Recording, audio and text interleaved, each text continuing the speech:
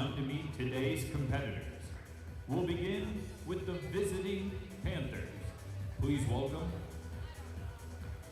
Michael Avery, Major Bain, Jackson Clapper, Eliza Cruz, Donovan Davini,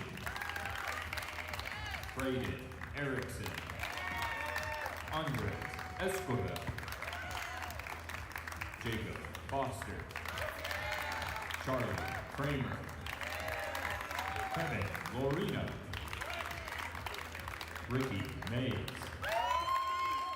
Ethan Poole, Sergey Popov, Matthew Roth. The head coach for Greenville is Zach Peters.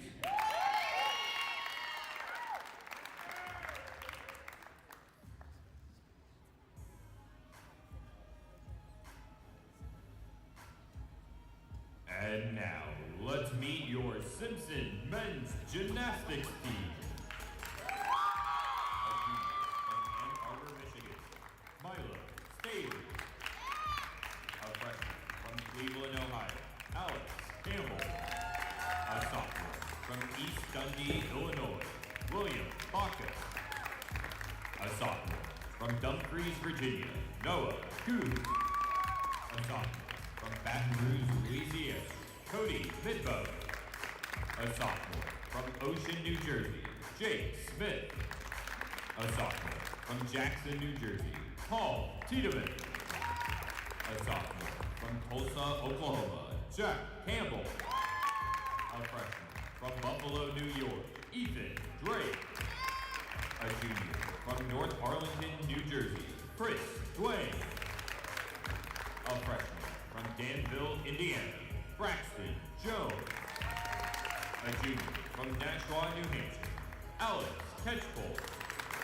A sophomore from Warren, Ohio, Brian Rollison. A sophomore from Spring, Texas, Tristan Shorey. A sophomore from Seattle, Washington, Brennan Voss.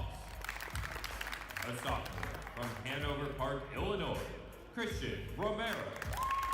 A junior from Gretna, Nebraska, Connor Jenkins. A junior from Dallas, Texas, Sterling Horizon.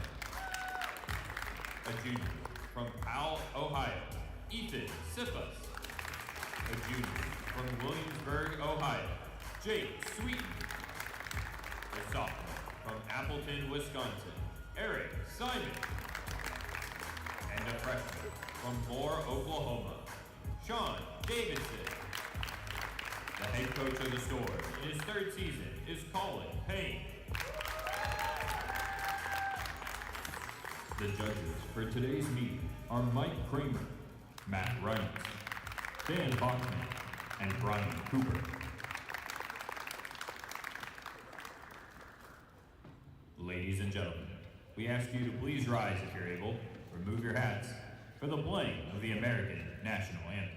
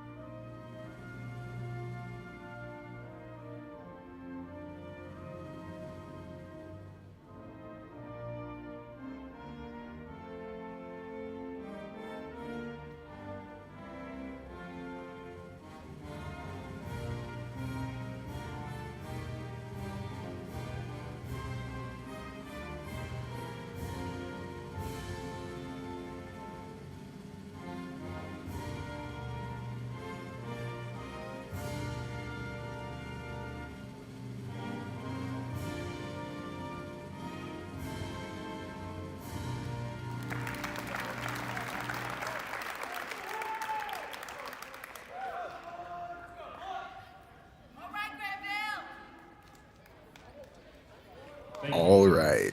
At this time, Hello please and stand to your welcome first to the meet today Simpson, between ready for Greenville today's and meet on the floor. Simpson. My name Leading is parents will Christian begin Marsh and I on will be Pommel. your lead commentator today, joined by former Cal athlete Kyle Abe. Oh, Yeah, so today we've got Simpson, of course, the hosting team, coached by Colin Payne and Kelsey Koken, who I actually know. I didn't know she worked there now. And so Simpson is also currently ranked 15th in the nation with currently a three-score average of a 294.683. Their high this season is a 297. And on the opposing side, we've got Greenville. Greenville is ranked 13th in the nation right now. Head coaches Zachary Peters and Tim McNeil. Their average this season is a 309.133 with a high of a 309.35. So that is consistency.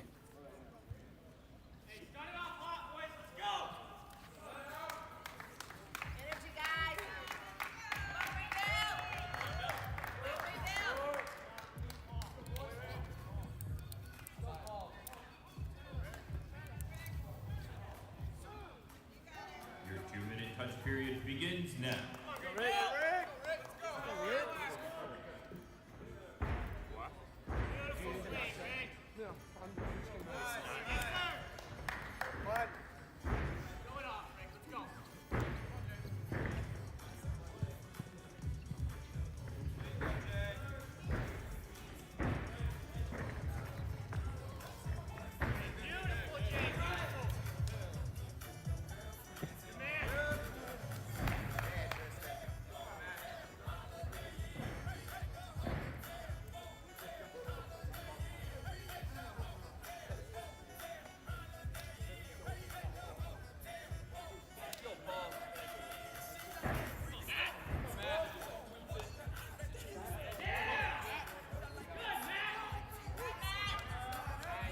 All right. And so, as the guys finish up their 2-minute touch before the meet, as much as they're competing against themselves today, they are also competing to collect scores. In men's gymnastics for NCAA championships, the top 12 teams get to qualify to championships for the opportunity to compete for the national title. The ECAC is the biggest conference in men's gymnastics right now, with 6 teams, and because of that, the conference champion gets an automatic bid to championships. So, it's anyone's game all season until the very end. Greenville is ranked ahead of Simpson, both nationally and within the conference, but anything can happen.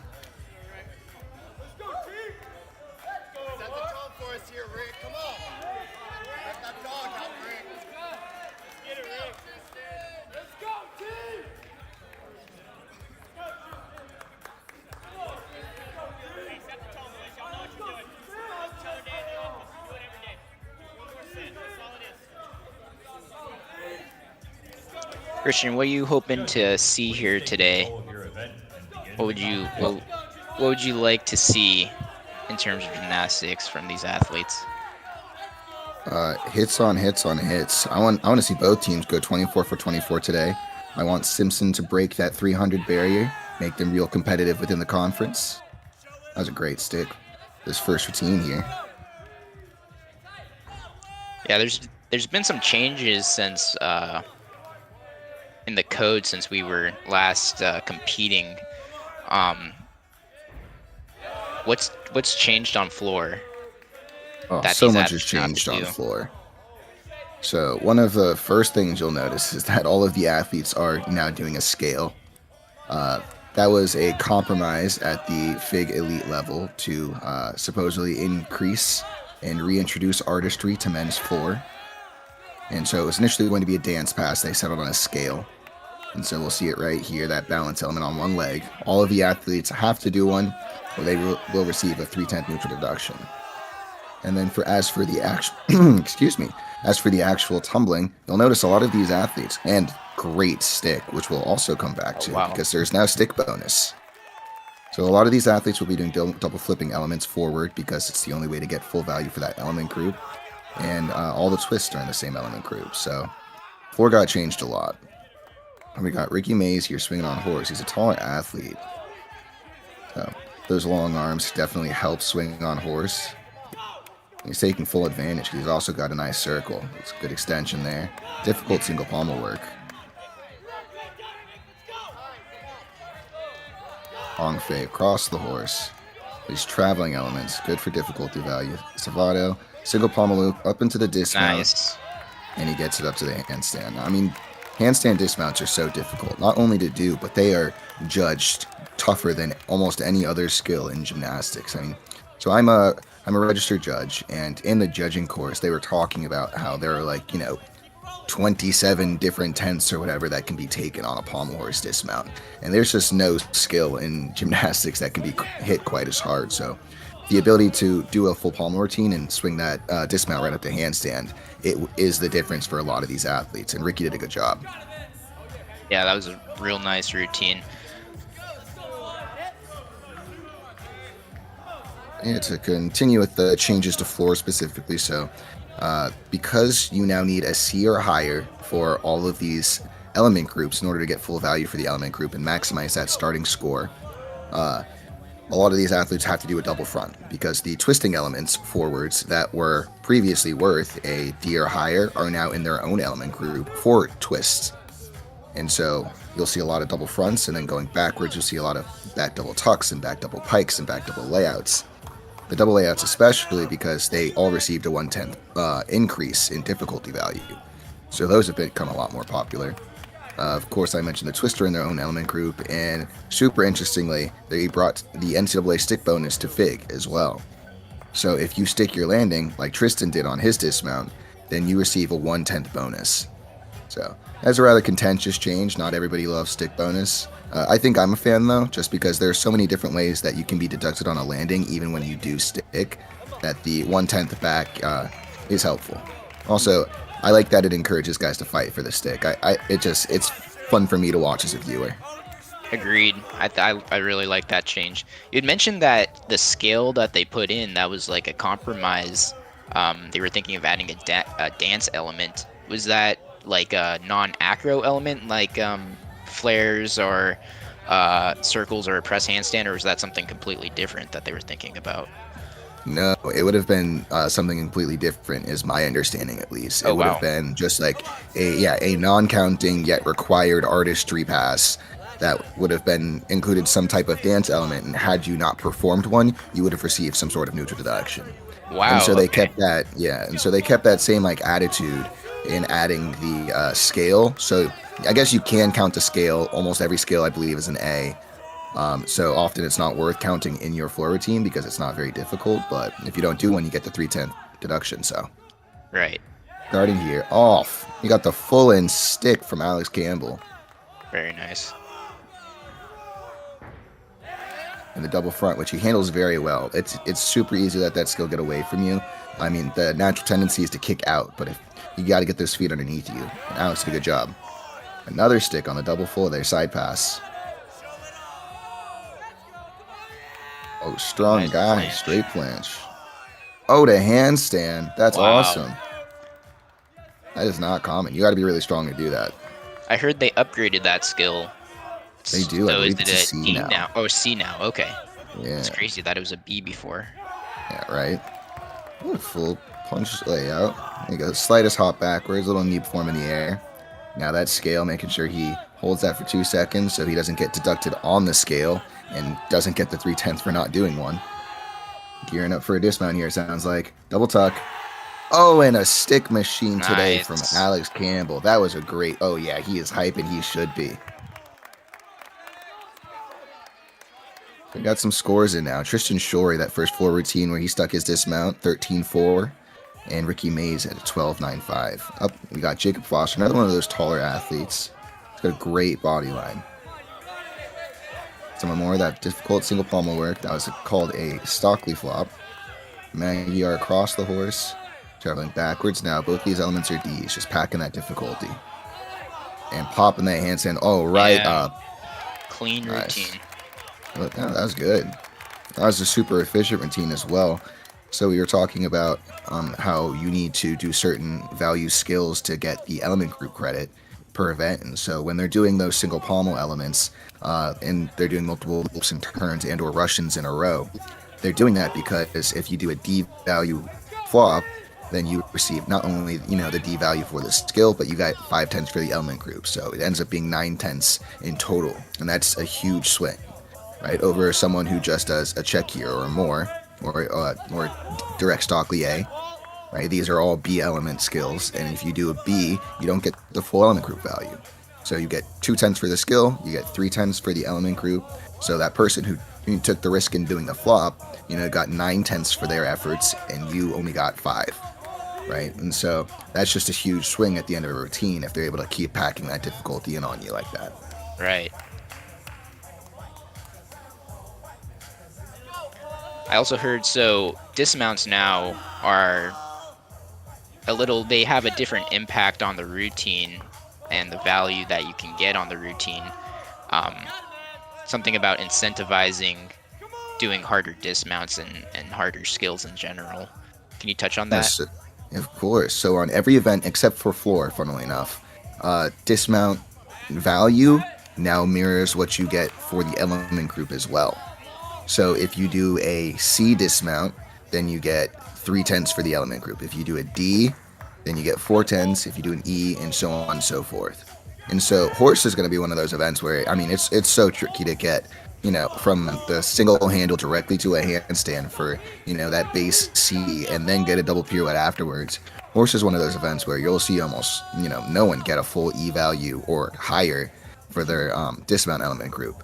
But once we get to probably P bars, high bar, that's when you'll start seeing the difference, because some guys will be doing on high bar lay half-half, and some guys will attempt lay double-double. And if you do a lay double-double or a triple tuck like Jacob Foster does, and Jacob Foster is getting an F for the skill, he's getting an F, and so he's getting 6/10 for the element group. So he's getting 1.2 for that skill, and someone who does a lay half-half is getting, 4/10 for the skill, 4/10 for the element group, only 8, right? And so that puts him 4/10 up on them. And so that's how they're incentivizing it, right? If you go for that risk, the reward is there. Yeah, I like that. I like kind of incentivizing the big skills. Now instead of 10 skills, it's 8 skills. Kind of gives you a little more energy in order to try to put something big in. Exactly. So up now we got Paul with one of those double layout elements I talked about. So previously that was a D, and this year they've been upgraded to an E. And there's the double front right afterwards, making sure he gets full value for that forward flipping element group. He had a bit of separation between his knees, though, so they actually will deduct for that in the air, despite the fact that he landed fine.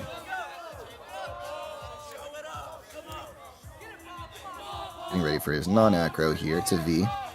So in evaluating that V sit, the judges actually look for your legs to be vertical, right? Directly up and down with, from the wall. And so he will receive a deduction for being shy of that vertical, but he did get the hold, so he'll receive full credit.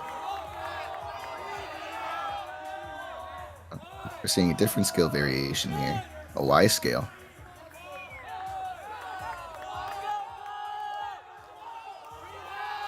Gearing up for his dismount here. Another double tuck.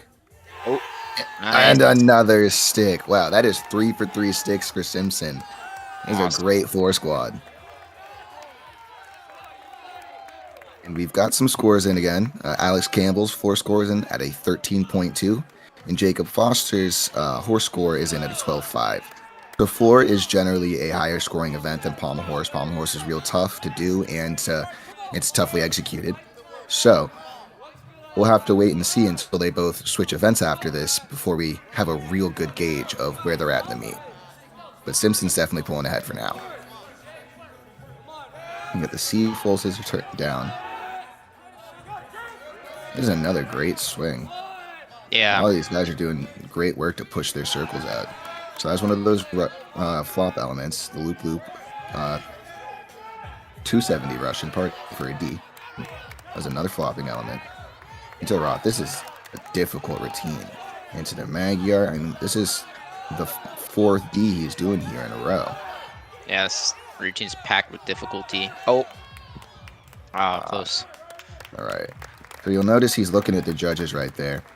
And yep, and so is the coach. And that's because right now they are deciding whether or not he is going to get full value for his attempt at a dismount, right? Because he got kind of to the handstand, kind of not. And pommel horse is weird in that it is the only event where if the judges decide that you did not receive credit for your pommel horse dismount, you are allowed to reattempt it. Looks right here they didn't give him credit, so he's gonna attempt that handstand dismount again. As I mentioned earlier, it's just so difficult to do. But now that he's got a second chance, hopefully he gets this. Yep, right up. Nice, great finish. Yeah, so because he was able to go from the single pommel and then directly to the handstand with a double pirouette, he will get an E value for his dismount. So at least in reattempting the dismount, he made sure to maximize the difficulty he could do there. He did a very good job of working his legs in the air to move the pirouette. Lots of athletes do it differently. Some athletes, when they're going for that handstand dismount, in order to get their pirouettes that add difficulty, they focus on hand placement. They'll take that hand they're dropping to the middle, and they'll turn it all the way backwards to make sure their body can follow that rotation. And some athletes, like Matthew just did, will more use their legs to try and counterbalance their body in the direction they needed to move. And so in swiveling his legs wide like that, he was able to get down the horse and back for his pirouettes. Are there any dismounts on pommel horse above an E? I know I've seen a few new dismount variations. I'm not sure if those are in the code yet, but I'm curious. There are. Yeah, there are a couple. So there's one where if you tong fei across the horse to the handle and dismount, that'll upgrade it so that you have the potential to go up to an F. And then there's also there's a flop into dismount for that'll upgrade once again for a maximum of an F. And then two of the Stanford guys, David Jessen and Riley Luce, have two different horse dismounts in the same box that will also upgrade. And so I played with the Luce Jessen before, and I've done the Tong Fei one. I find the flop one really hard personally, but I know Patty Hoops, for example, is training it. So Jake is cooking on his floor routine here. Yeah, has he stuck every pass so far? I'm not quite sure, but I mean, clearly the Simpson guys showed up with Velcro on their feet today because they are killing it. Yeah, difficult connection pass there. They need to be connections like that get 1/10 in bonus, right? And so, but that bonus also only applies for non-twisting to twisting elements. So he did the 2.5 twist and then the layout. So he gets 1/10. Gearing up for his dismount here. I know he wants to stick. He ends up short. He did a little bit of a more difficult dismount. So we saw Tristan, Alex, and Paul do double tucks. And Jake went for the double pike, which is valued at a D for his dismount. So although he'll also receive, of course, full element group credit for his dismount, he went for the upgrade there, just packing that difficulty. Landed short, but, great routine otherwise. All right. We got Andres.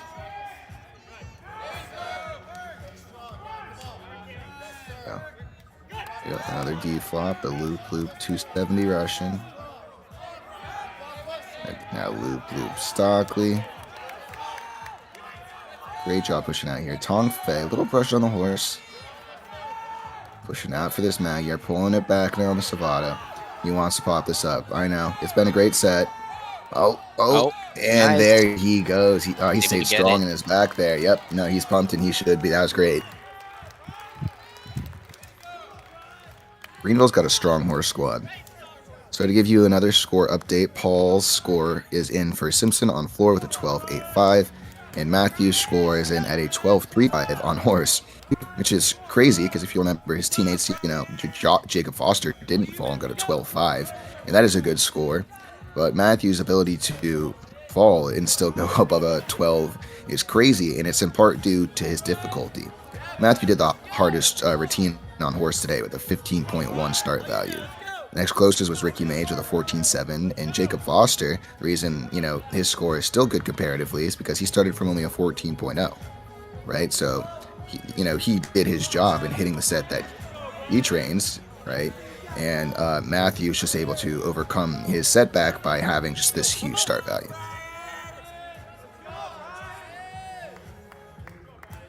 All right, and it looks like in the all-arounder spot, we're going to have Brian. So this score will not count for the team, but it will count towards his all-around score for the day.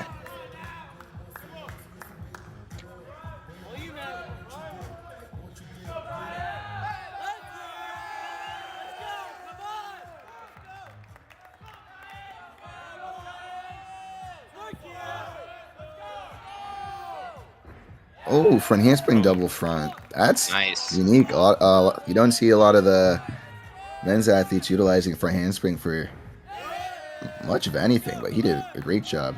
So, pull in, he went out of bounds on. So if it was just 1 foot, he'll only lose a tenth. If it was both feet, he'll lose 3.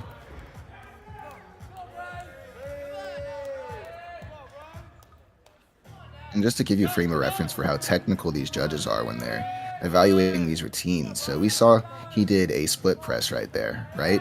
And if you separately hold the split before you do the press, you can also count the split for an A in case you mess up the press. And so they're like, even on the stuff you don't think they're counting, they're counting.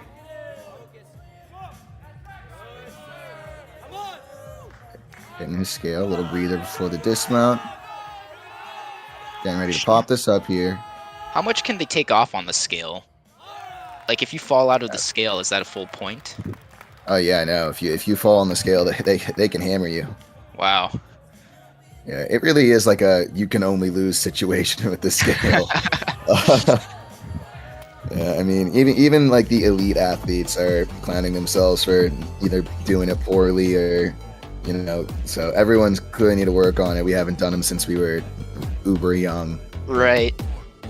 All right, so that was a good first rotation for both teams. Of course, unfortunately, Matthew had that minor setback on his dismount, but I mean, over 51 on a horse, yeah, with a missed dismount is incredible. I mean, that's a really strong horse squad, and properly capped off by that 13.45 from their anchor. Yeah, it was really nice.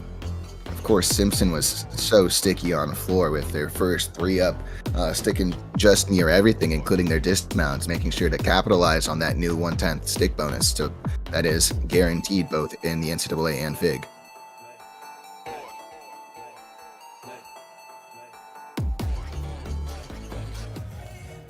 So moving on now. So we'll see Simpson will continue through the day in Olympic order. So they're going floor pommels, rings, vault, parallel bars, high bar. If you need help remembering that, it goes shorts, pants, grips, shorts, pants, grips.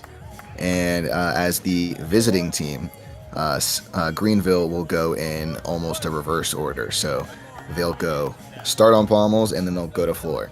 And then they'll go to vault and then come back to rings, and then they'll go to high bar and come back to P bar. So they'll go like a bit of a funky order, but that's just one of the challenges you deal with when you're the away team. But I mean, it's not like your routines change, so things get a little wonky, but it's not like you forget how to do your job.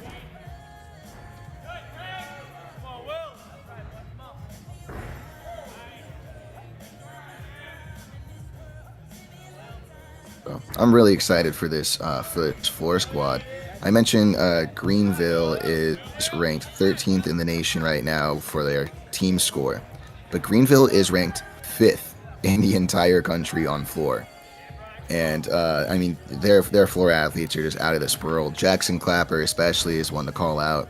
He is not only the highest scorer in the conference on floor for his 3-score average, but he's also actually 11th in the nation on floor individually. Wow. And so he's out of the top 10 by like, a tenth of a tenth of a tenth. So this will be exciting.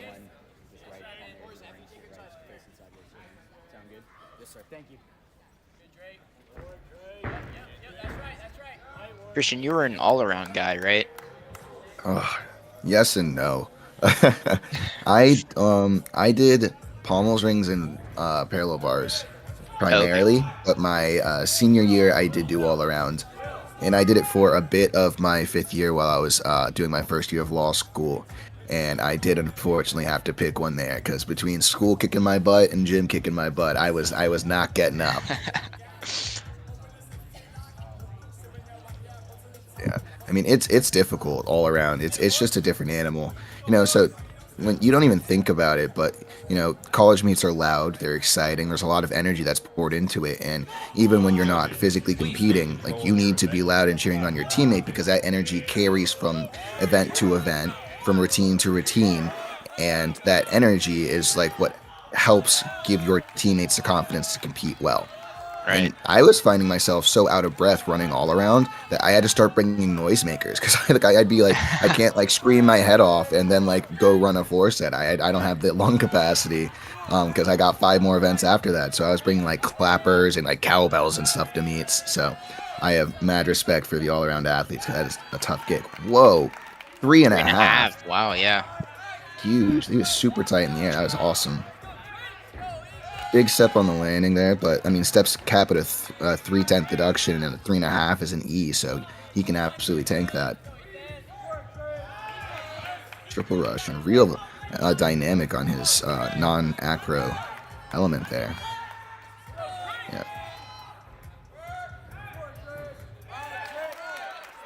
Yeah. Punch lay. Looked like he might have gone out of bounds there.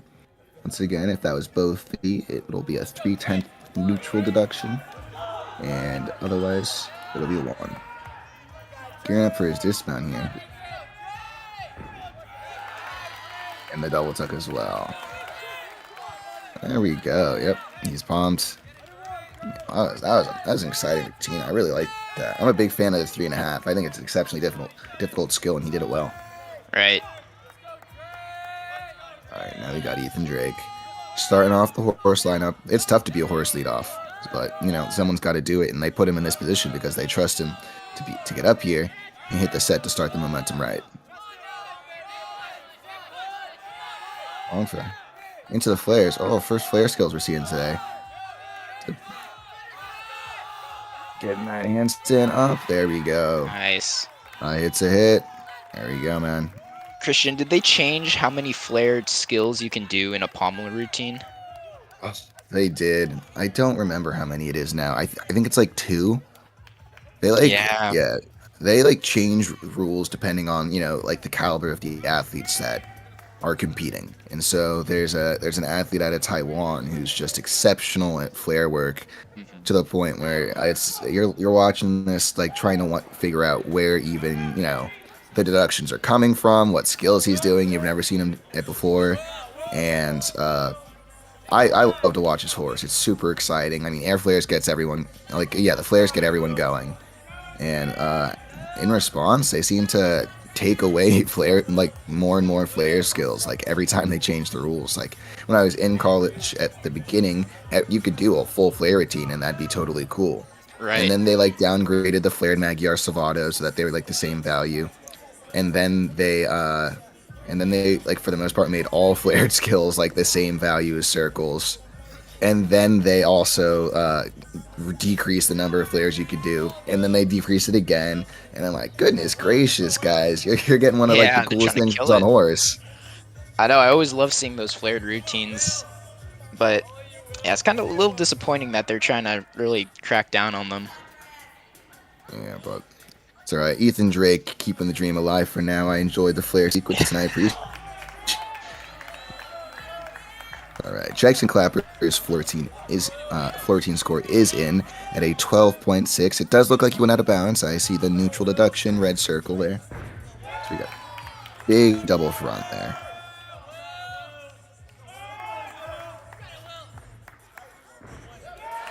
Double full, light hop backwards. That'll fulfill that twisting element group we talked about earlier. I believe you need a 1.5 or more and twist in order to satisfy that element group, and since the double full is greater than a full and a half, and is a C, you'll receive the full value for that twisting element group. Nice V press handstand. Yeah, that's a tough one. You'll notice he's on his fingertips there. He's not even on his palms.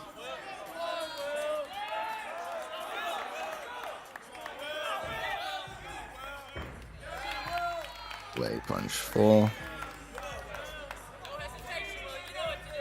The side scale. Whoa, that's a Y scale and a half. That was pretty close to I scale status. That was work. Double tuck.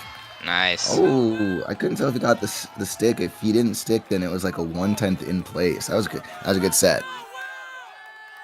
All right, Ethan Drake's horse score is in at a 12.2 from a 13.5. So that's a good score. I mean, 1-3 on a horse is impressive execution-wise. It's tough to do. And that single pommel work out of the way first. Some athletes put their single pommel work first while they still got energy. Some athletes prefer them later in the routine so that they're more settled into their circle before they attempt them. But doing them early was definitely the right choice for William. Yeah, and so because of the pause on his dismount there, they look for like a downward momentum. If you begin to press and then it looks like you have any downward motion, then they take credit for the horse dismount and you got to repeat it. And so William knew it right away and hopped right back up and made sure to do a great one for him. Nice. So able to finish it's it off frustrating. strong. Yeah, when you like have to repeat a dismount, it's like getting a fall without a fall. Because I mean, we saw him get to a handstand and do the pirouette.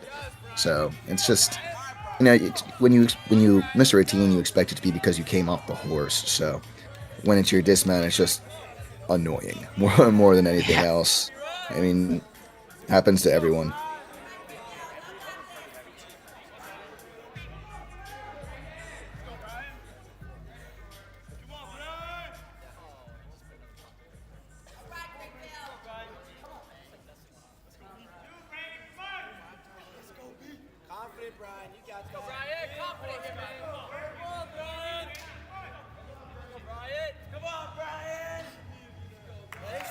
If I remember correctly, they also, in the new code, took out a bunch of non-acro skills on floor. I actually didn't know that, but I would not be surprised. Yeah. Ooh, double full forwards as a side pass to start. That's a bit unique. Here, up here. Oh, I like that double front a lot. So you'll notice he had his knees almost like perfectly together in the air, and that's difficult to do. Good, getting that connection pass again. He is real clean in the air. It's a high execution routine.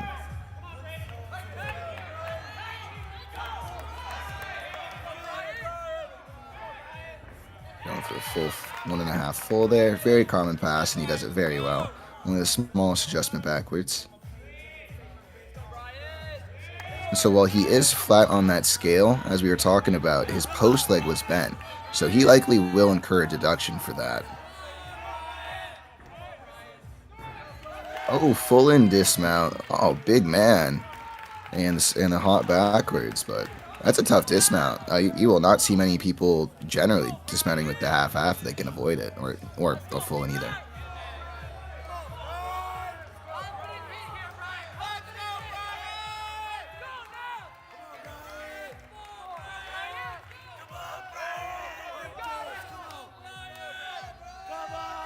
All right, we got Brian getting ready for his horse set. Take a deep breath there to settle the nerves. Starting off with that scissor work, as is common. Check here. Pushing backwards into that half Savato. You get a B value for that. Moving forward into a regular Magyar. Scrambling a bit on that Savato. Strong guy. He's going to dismount right up. He's shaking the head because he knew. Yeah, because he knew it got a bit squirrely there. But he worked with it well. And he didn't come off the horse. And so, while it probably won't be the highest score on squat today due to some of the form breaks on the Savato, he kept the momentum going for the team, and that's just as important.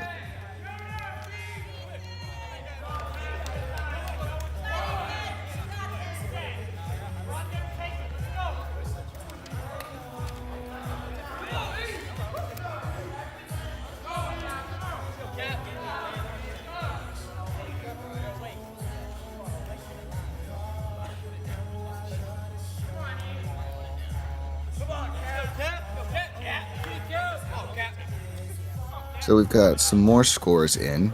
William for Simpson on a horse at an 11.8 from a 13.8. So, oh wow, It's actually pretty impressive because, as we notice, that is exactly an 8.0 E score. So if a fall is worth a point, not if fall is worth a point. So that means for the stuff that he did on the horse, he only lost a point in deduction, which is very impressive. It's difficult to do. I don't know if we've seen any 9.0 E scores today, although the anchor in the first rotation might have gotten close. That 13.45. Now looking, his start value is a 14.9. So that, impressive. Be that close to almost a 9.0 E score if it weren't for the dismount. And then Andre, his score is in for Greenville as their second man up on the floor at a 13.0 from a 14.1. So he's done 2 events today, and both of them have scored very well, both above a 13. That's awesome. 1-1, only 1-1 off on the floor, so that's pretty good.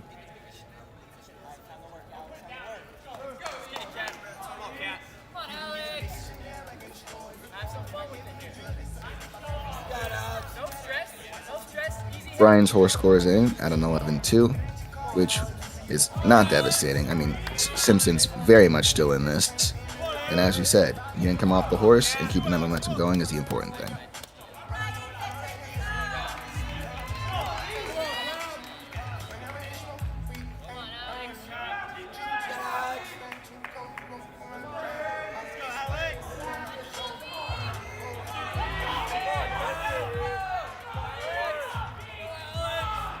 And Braden's floor score is in for Greenville at a 12.35.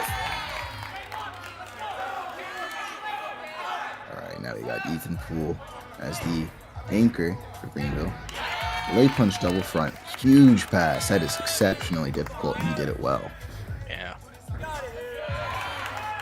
Well, there. What makes the layout punch double front so difficult is that while the layout's a basic skill, placing it height-wise above the floor with the right length and angle to punch up into that double front without sitting up too early, being patient enough, it's just very difficult. But not for Ethan, because he did that great. And now some strength now with this wide arm press. They're super picky about that. So you'll notice his head was super close to the floor, and that is because they evaluate it by requiring your head to be one hand's thickness from the floor.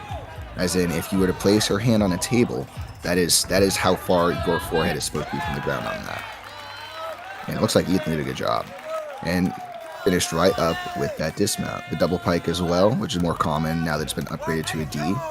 The adjustment forward, but that was a good set. So, hey man, that is all hits so far for Greenville on floor. Good for them.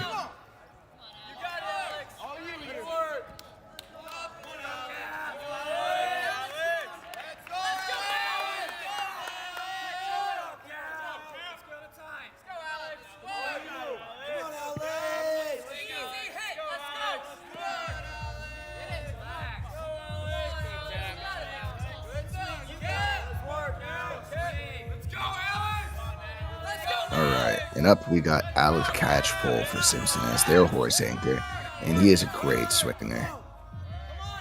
Good extension here. Loop. Oh, Stockley. So that's a D value flop skill. And another one with the loop 270. Get those D value skills, packing his difficulty as he now does the Magyar into the Savata. That's 4 Ds in a row now. Stepping up under the single handle, upgrade that dismount, and then into the press handstand with the pirouette. Alright. Good. And it looks like he got credit for that dismount. I was a little nervous for about half a second because he paused on the way up, but it looks like it all worked out.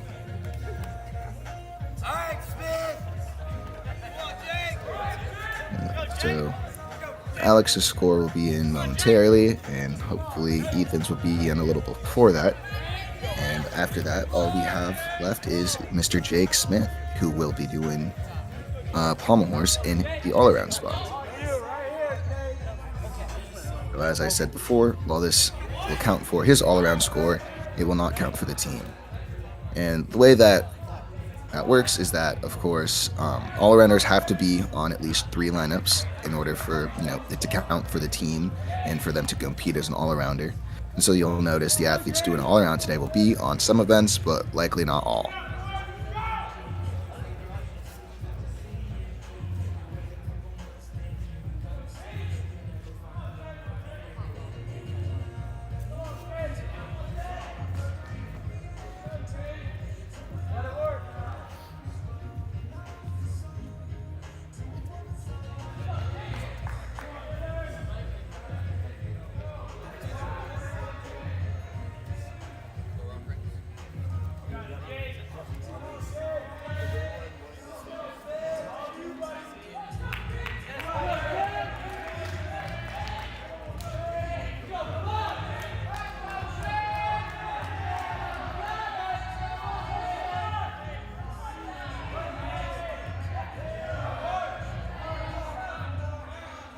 Now we've got Jake cooking away on his horse routine. A little scramble there on the Tong Fei, get that element group travel. And then swinging the press right up the handstand. There you go. He's smiling. If he likes it, I liked it. Nice.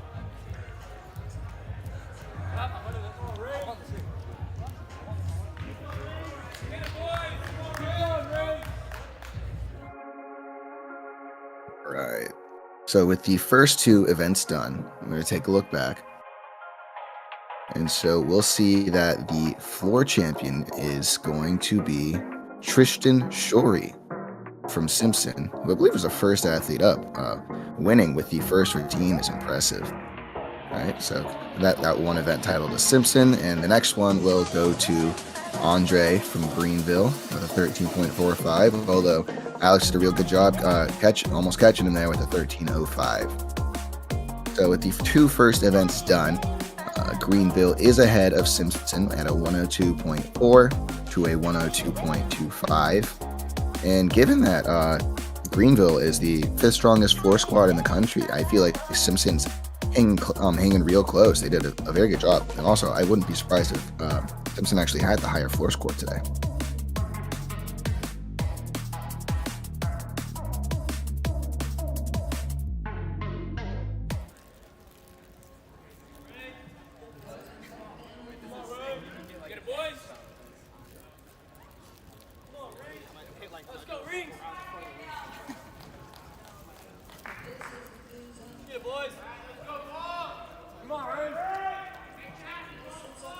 Looks like Jackson Clapper's floor score was adjusted up, increase likely due to a start value error earlier.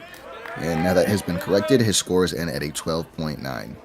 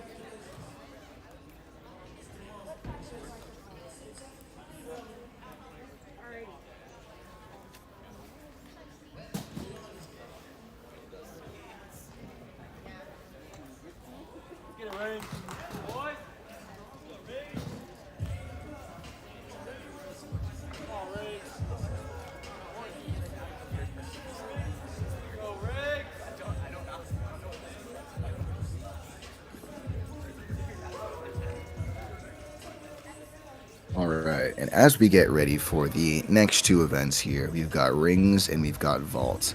So rings is obviously going to be a little more complicated as it's more than just one skill. Rings will have 4 element groups, including swings either to or through handstands. But I mean, it's just swings generally as well. So like the Yamawaki elements will count, and those are especially popular. The giants will count. And so those will be the most common swings we'll see today. If you see anything else, I will call it out because it'd be exceptionally rare. Moving from there, element group 2 is static strength elements.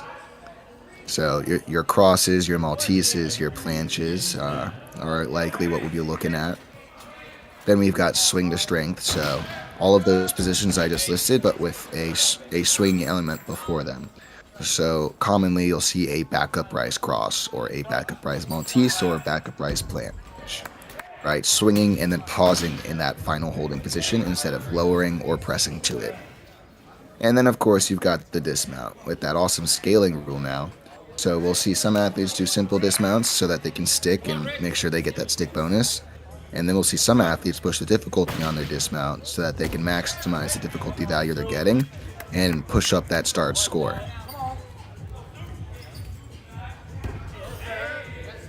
Christian, I feel like this code was made for you on rings because you used to compete a triple back, one of the hardest dismounts on rings, and you I had incredible strength. So I feel like you would have absolutely killed it here. Thank you. Yeah, no, I have a tinfoil hat theory. I had a couple routines go viral, and when Fig was like, "Whoa, how many millions of views?" that they changed everything to accommodate my rings routine. Yeah, it's a joke I like to say because, funnily enough, while we competed, it was 10 skills and there was no scaling for dismounts, but I just like happened to be better at flipping than twisting, and was pretty strong. So my coaches actually built me an 8 skill routine to a G dismount. So I competed an 8 skill routine to a G, like, from the time I was like a sophomore, junior until I was done competing.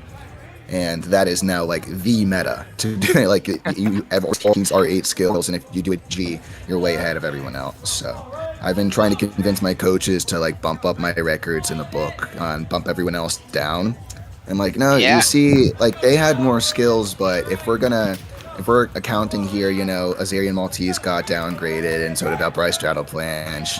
But Triple went up 2 tenths. So all I'm saying is that you can keep their extra skills as long as you give me the extra tenths, because I think it would move me up to like. You gotta make it fair. You gotta make it fair. Exactly. So it moved me up 2 places selfishly. But no, I of course I'm biased in that I like the shorter routines to big dismount because it just like maximizes what they get to show off on the rings. I mean, there's a pretty standard formula with like the rules, because you have to break up your strength elements with swing, right? So if you're really strong now, you're going to do 3 strength elements, a swing to break it up. You're going to do 2 more strength elements, a giant to get to handstand, and then dismount from handstand.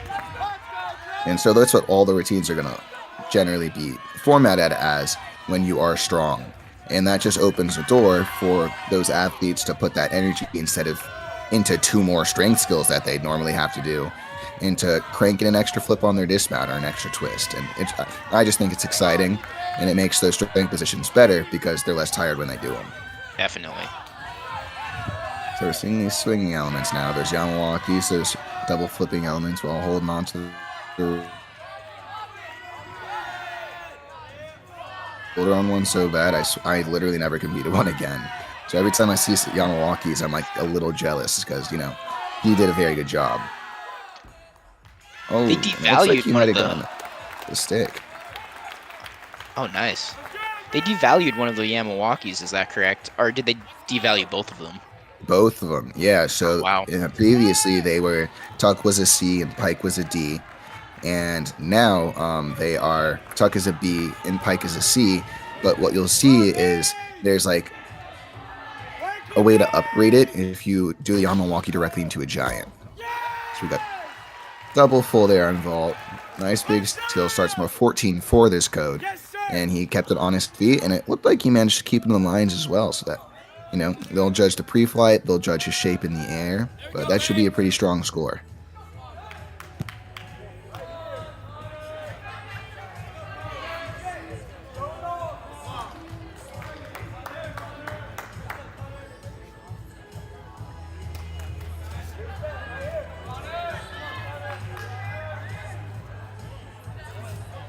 Alright, so we're still waiting on these first set of scores. Ethan Drake's score on rings and Major Bain's score on vault. Major Bain is a sick name. I love that. I'm jealous.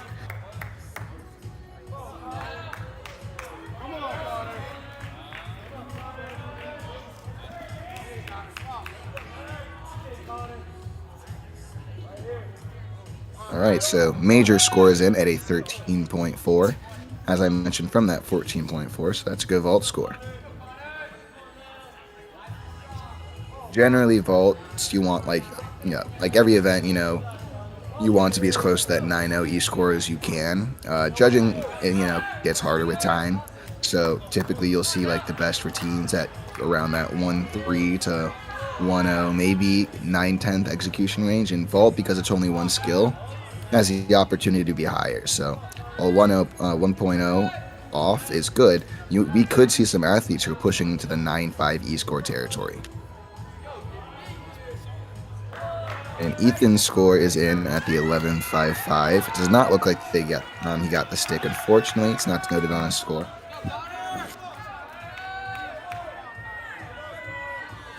We got Connor Jenkins mounting now.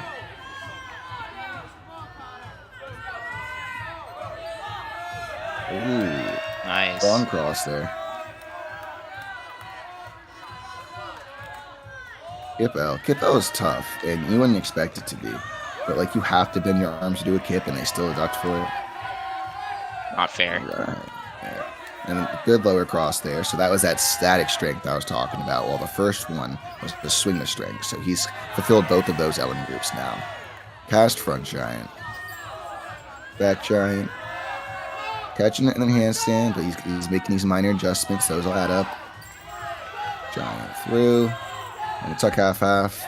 A step backwards. But it hits a hit. Good job.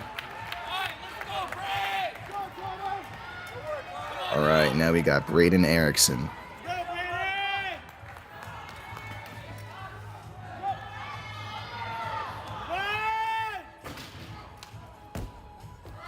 Oh, 2.5. That's huge. Able Yeah, so to 2.5. keep it on his feet, too. Yeah, 2.5 is about the most difficult vault you'll see, not even at this meet, but generally in the nation. There's only a handful of people who are able to push above that 4.8 star value on vault, pardon me. So that was impressive. So he'll have the difficulty advantage on Major, but Major's landing was cleaner. So now we'll have to see if Braden's vault was harder than Major was clean. And so it's that risk to reward with the pushing the difficulty. Because, you know, if you can do a double full, or pardon me, if you can do a 2.5, you can do a double full. But in, you know, pushing for that extra half twist and that extra 4/10 in difficulty, you know, that could be the difference between, you know, winning the event or, you know, merely placing amongst the crowd.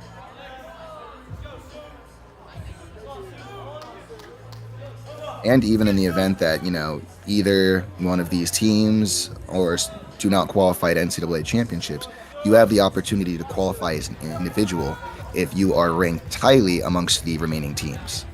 So, in, you know, pushing for that 2.5, not only is it good for him, it's good for the team, but it's good for him on a personal level. So that if you know, God forbid, Greenville does not qualify as a team to championships, then he will be placed well enough due to the difficulty that he's pushing on his vault and his placement because of that.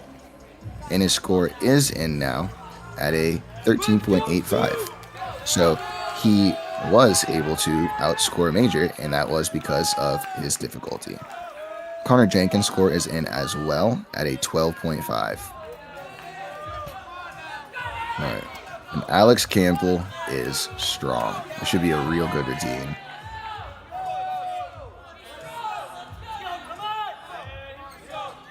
Look at that. Uprise Maltese.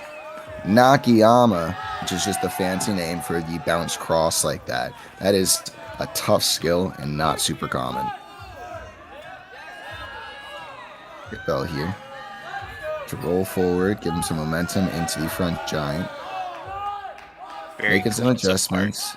Yeah. A little loose in the back. But he's holding steady. Giant through. Gonna get the stick. And the adjustment backwards. That's a good set. He is a strong kid. And I say kid, of course, colloquially, because I believe he's also only a freshman. He's a freshman out of Cleveland, Ohio. I cannot imagine being that strong as a freshman. I show people pictures of the first Maltese I did when I was in college because they only remember the last ones you do, right? Once you've worked for 5 years and it's really good. And I'd be embarrassed to show the picture, let alone compete one. And his is excellent. So he's in a great place, and he'll only get stronger from here. Looks like they're having an issue with the vault here.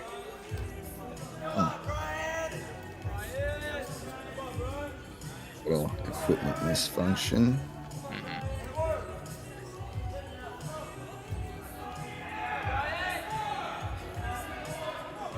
Christian, remind me, you said you did a few events. Was vault one of them? Oh, unfortunately.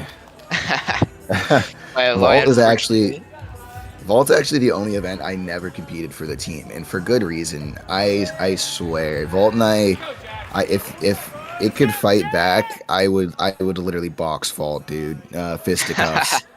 Yeah, man. I was never a good twister, and since most of the vaults require twisting, I trained like handspring double front for a long time, and I Mhm. trained Souk double back for a semester.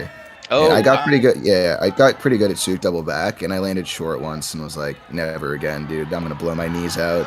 And so I did handspring double front, but not well. Like unlike unlike that, which was an That exceptional was a vault. That was a yeah, that was gorgeous two and a great. half from Jackson.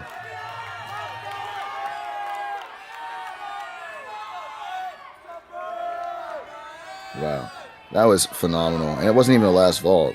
Although, just saying now, I would not be surprised if that was the highest vault score of the day. Tight in the air, great on the table, dynamic.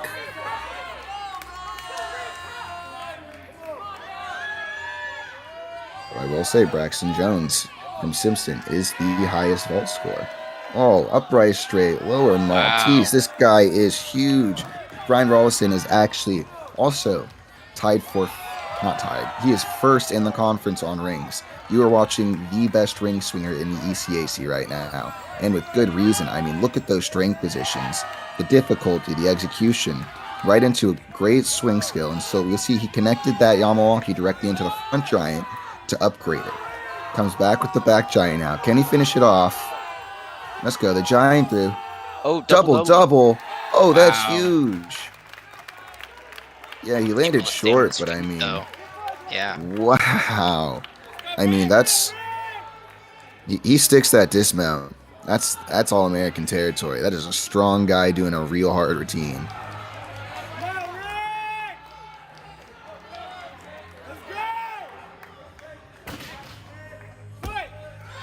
Oh, Oh, I stand corrected, Ricky Mays. wow. Oh my goodness gracious! I guess that's why Jackson isn't vault anchor and Ricky is. Although I'm sure they Wow. both can stick. Like goodness gracious, I'm speechless. That was That was massive. phenomenal. That was a huge vault rotation from Greenville. Only one double full and then 3 2.5s is huge. That is extraordinarily competitive. And to cap it off with the stick, shout out Ricky. That's awesome, man. Alex Campbell's ring score is in at a 13.05 from a 14.2. And Jackson Clapper was rewarded with a 14.2 for his vaults. Yep, and that clapping you hear is Ricky May's vault score popping in at a 14.4. Wow. Well-deserved vault title. That's gonna be one of the higher scores in the country. This weekend.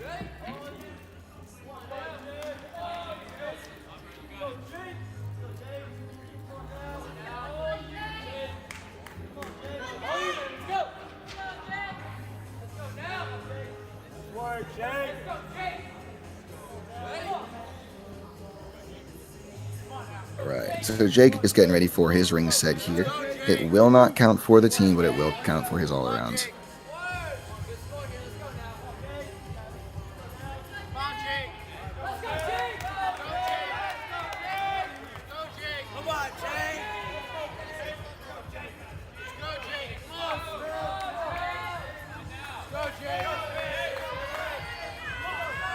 Fast upright straddle planche. Oh, she's doing pretty well. He's got his hips open there. I like the rings turned out. It might have been a little short. You got to hold all these positions for at least 2 seconds. And the judges count slow. And they swing elements right up to the handstand. Giant through here. And the tuck full.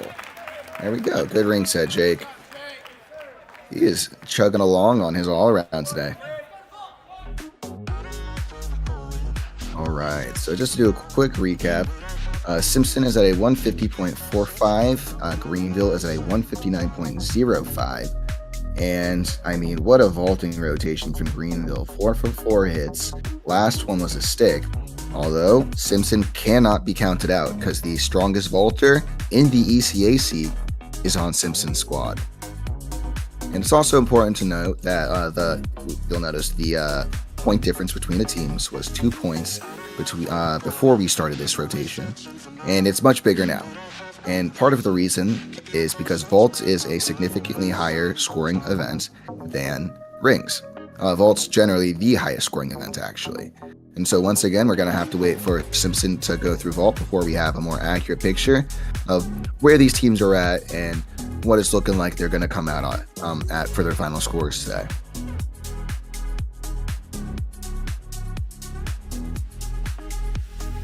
Wow, that vault from Ricky, man. I want that hung in the Louvre. That was art. I live for a good vault stick, man.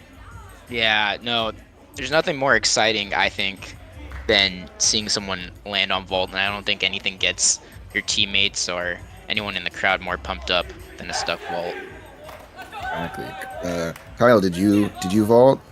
I did vault. Like you, I am just the worst twister. I just don't know where I am. I couldn't really do causes, so I trained hand double front.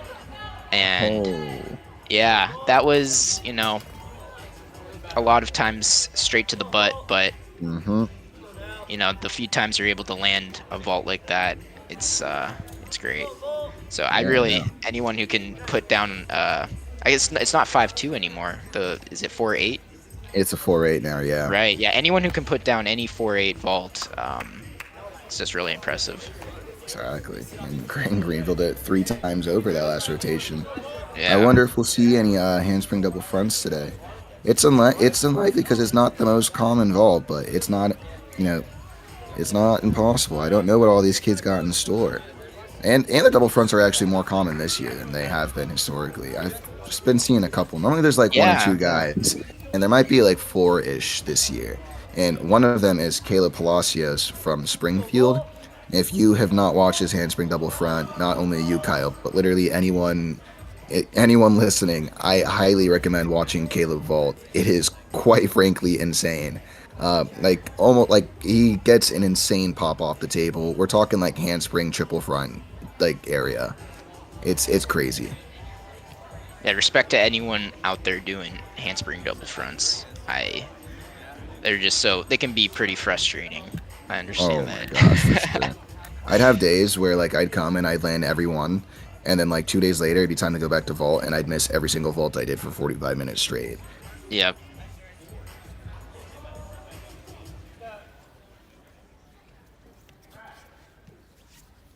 Yeah, so part of the benefit of this competition style, you'll notice, is that in between each event, the athletes have the opportunity to get a one-touch warm-up on the equipment. And so that's part of why they pick this format. There are other styles of competition in which, the teams might be on the same event, or they're doing something similar, but the touches are dispersed differently. Like they'll do touches at the thirds or the half. And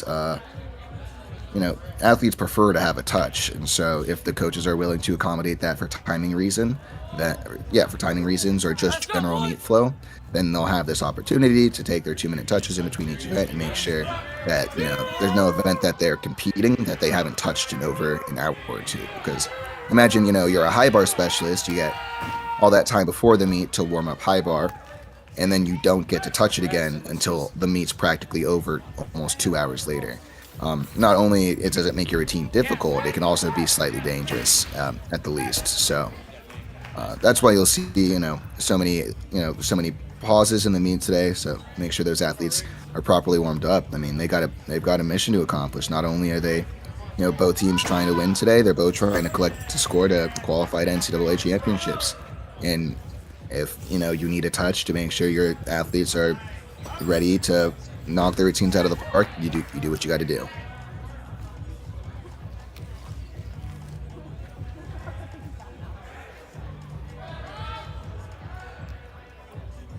The Brian Wilson score has been updated, or Is it a 13.3? 13.3. Yeah. Yeah, 14.9 is the highest ring start value thus far, and I would not be surprised if it was the highest of the day. It is very difficult to start around a 15 on rings currently. Nice, Brian. That didn't used to be the case, but due to some changes that they've made in the code recently, with the whole you need strength, of a certain value in order to get full value for the element group, and the decrease in the value of the swinging skills. It's difficult to push that start value unless you are very strong, good at swinging, and have a tough dismount. And Brian managed to do all three.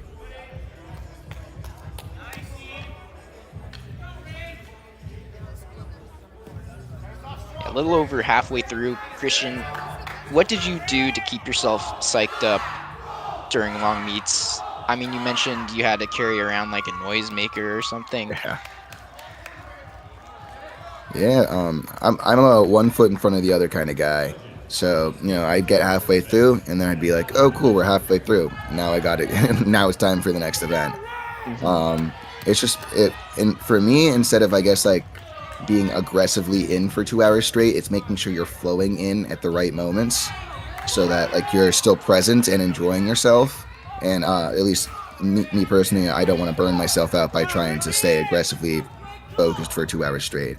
I got to play a little bit more than that, or I'm gonna stress myself out. Agreed.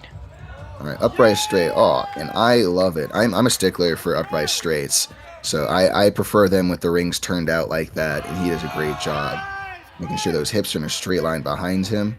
That was a good body line, good position.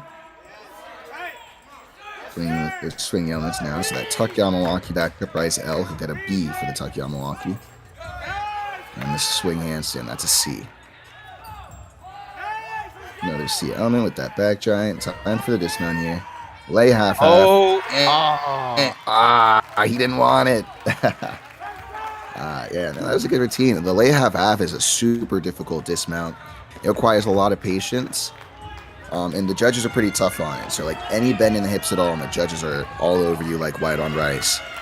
And so it's difficult to, like, generate rotation in that laid out position like that. But, Ricky did a fantastic job.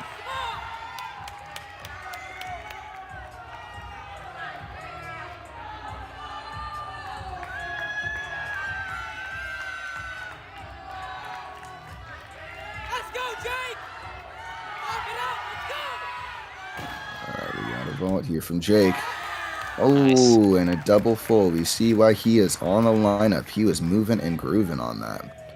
So you'll notice he laid outside the lines. Outside the lines, a 10th for 1 foot, 3/10 for both feet.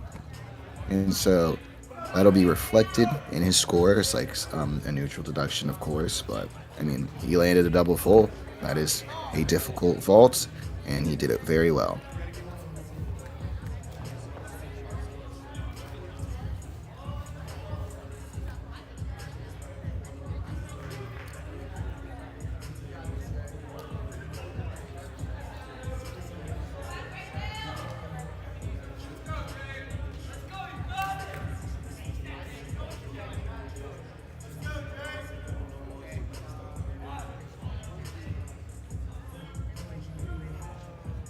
Christian, fun fact, I also competed triple off of rings my senior year. Oh, but, really? Yeah, it was nowhere as good as yours, and I don't think I ever landed it in competition. I landed it straight on my face a couple times, though. Oh, no, that happens, dude. I usually over-rotate it if I missed it, just because I'm a scaredy cat, and I was afraid of undercooking it. I'll roll out. I'd rather roll out, but no, that'll happen. I mean, people remember me doing it really well, and I appreciate that. But also, like, I guess you only see like the good ones. I had a couple meets where like I hit like forehead knees same time. That's just part of the process. But it ends up being worth it. I mean, like, even then, 5 times for the element group, 7 for the skill. So as long as I kept my knees pretty close together, I was still coming out on top. Like, I tended to fall for about a 12.95, which is like not bad at all. Yeah, it's not bad. Yeah. And so now that it's 1 floor total for the skill, even more so. You might as well just chuck it every time. All right. you can do so safely. Oh, nice stick. Exactly. Jacob Foster is a super, super talented athlete. He is so much fun to watch. He has just a great gymnastics presence about him as well. Like, he is just confident and precise in the gymnastics that he shows. I believe he's a Gym Tech kid. Gym Tech, coached by Matt Henry. Shout out. Great guy. Fantastic coach as well. Right. And Alex Campbell, who we saw on floor and rings and horse, actually, right? Yeah, I think Dalton so. now. Oh, Oh, nice. bro. I do think we need to check this kid for glue, man. He is sticking all over the place, planting them long and deep like a gardener, man. And he got the stick on his floor dismount. He's getting the stick on vault. This is great, man. Alex is kicking butt today. I love it. Yeah. Yeah. Alex was not on horse. So that's the only event we haven't seen him on. But he's done so well on everything that we have seen him do today.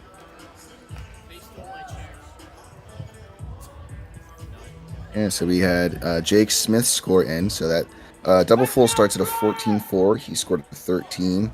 It looks like he did incur a neutral deduction on that. And then Ricky May's ring scores in at a 12-7. And we got two more right now. We got Alex Campbell in for a 13-9-5. Yeah, pushing that 9-5 East score with a stick. So technically starting from a 14-5. Excuse me. And then we got Jacob Foster's ring score in at a 12-1.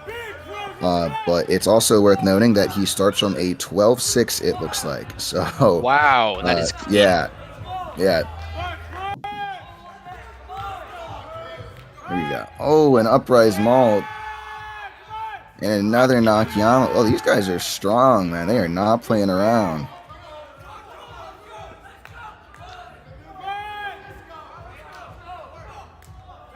There's your Cruz swinging now. Oh, into the uprise cross. That's a tough sequence.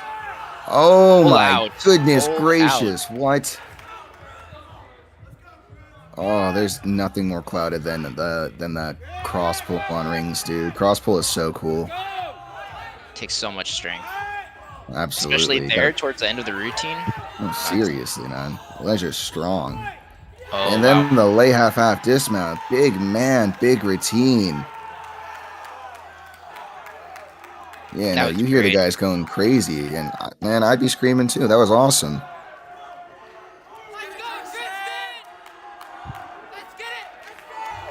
Yeah, he's gonna be pushing a crazy start value on that one. We got Tristan here. All right, and another double full. Keeps it on his feet. It's hard to tell. Looks like he kept it in bounds as well.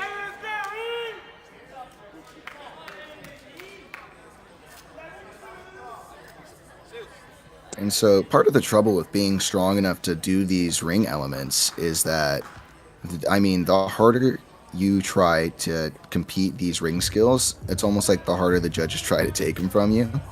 Like, if you are competing these difficult ring skills, you have to make them undeniably excellent, or you'll be penalized because they really are looking for textbook perfection on these final positions.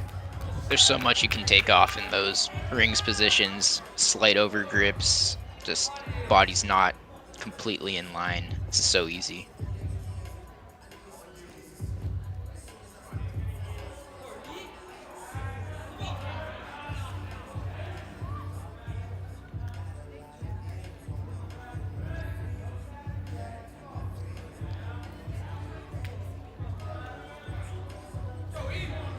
Yeah, it's so tough to like try and convince like younger athletes to like train strength.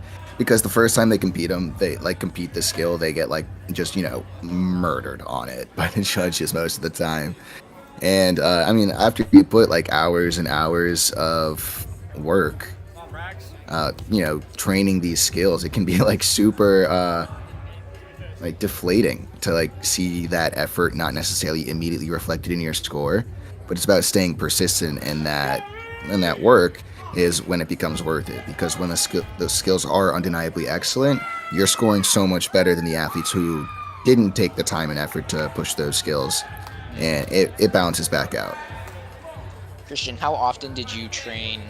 What was your schedule like for training ring strength? Did you have general strength and ring strength, or was it mostly just all ring strength for you? Yeah, so at the beginning, like we had lists we worked from, so it was like general strength, and then we had more specific lists that were like tailored to the skills you were training.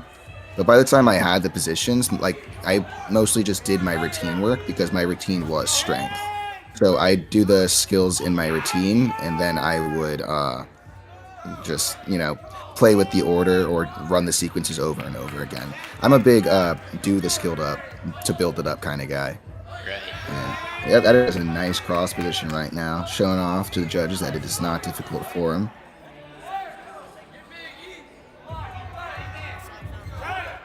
Yeah, Greenville's really showing off their strength.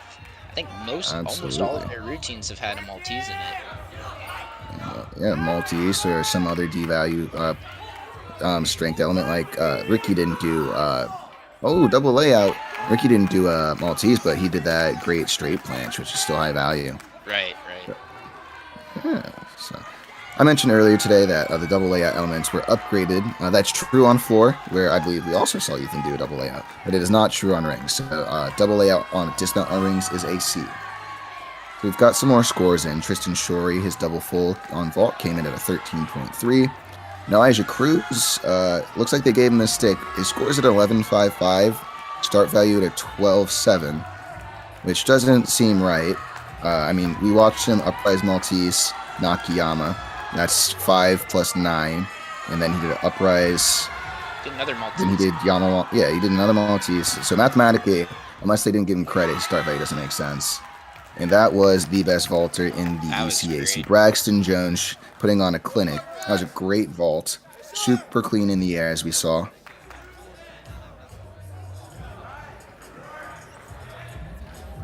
Yeah, he had a stick earlier in the season, and I mean, his vault's gorgeous. So the stick was just an incredible cherry on top. I swear I watched it like 100 times that week. It was fantastic.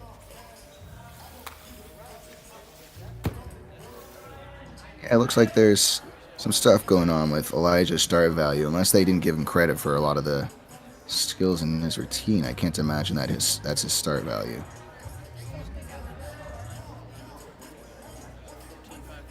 Yeah, Braxton Jones scores in at a 14.05. And so Brian is the last vaulter up, and this will be for his all-arounder, not for the team.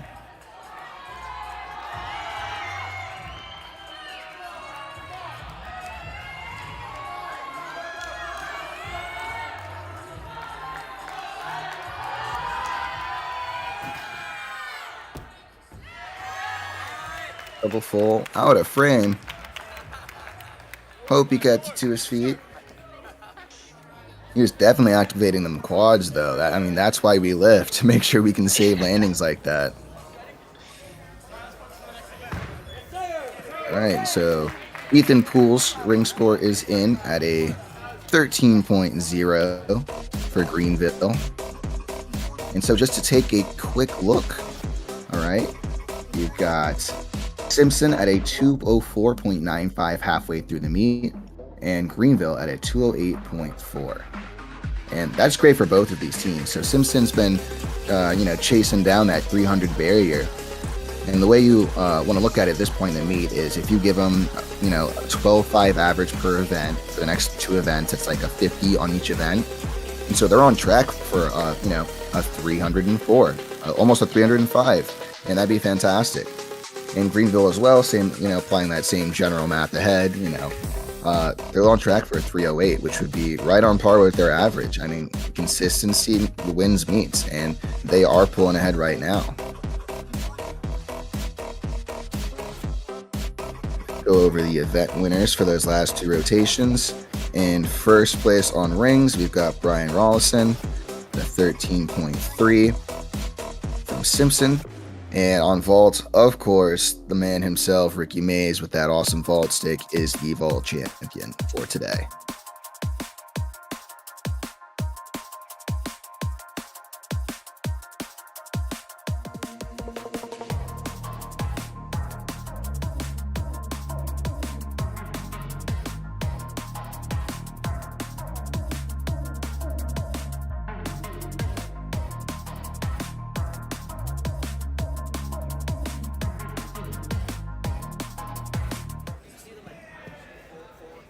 Going through my head, actually, I believe Elijah's start value might be right. Just trying to do the math along here. Routine is super hard for 12-7. No.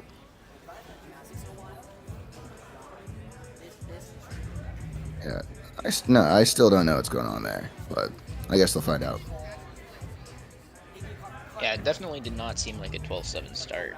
Oh, goodness gracious. And Jacob Foster score up. There we go. They're okay. Perfect. They're both up. I'm not crazy.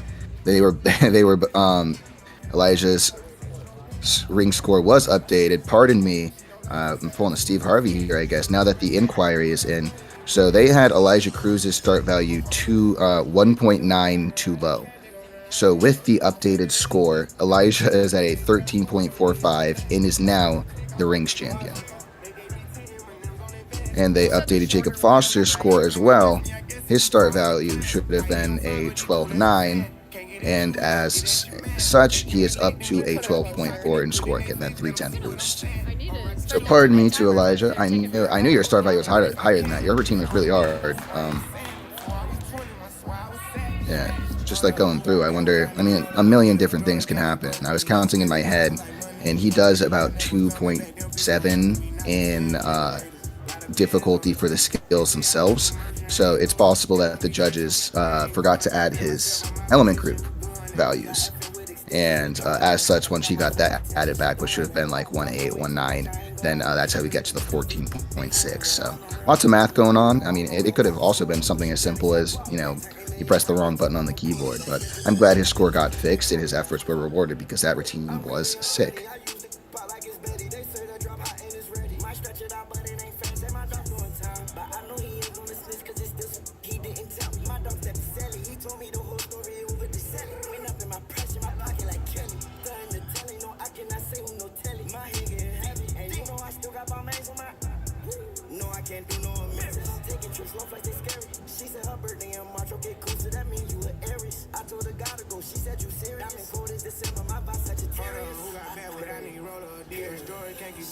I'm spending dollars like money is none to me. I never coming back, them people under me. Not the fans, yeah, the haters. Lot of bands on the table. They say I went commercial, I ain't know it. They want me catch them, I ain't going back. Pay myself, I'm out, switch up and come back another way. If the vibe ain't right, come back another day. Big and triple, I start up a tidal way. Beat me, we put it in a microwave. Best for 23 like I know Michael J. He can say what he want, but he gotta pay. Used to hide all the in my mama's thing. Send my truth down the corner, I pay all these bills, I'm a grown up. My cars a little different, I own them. I ain't with no leasing, my telling me I need credit. It's loud and clear if I said it. I come from the gutter, I spend me 100 on Chevys. You can take me out the hood, but you can't take the hood out of me. Know the hood proud of me. I just mentioned my teeth, went and upgrade my teeth. Yeah, I dropped out of school, but that paper on me.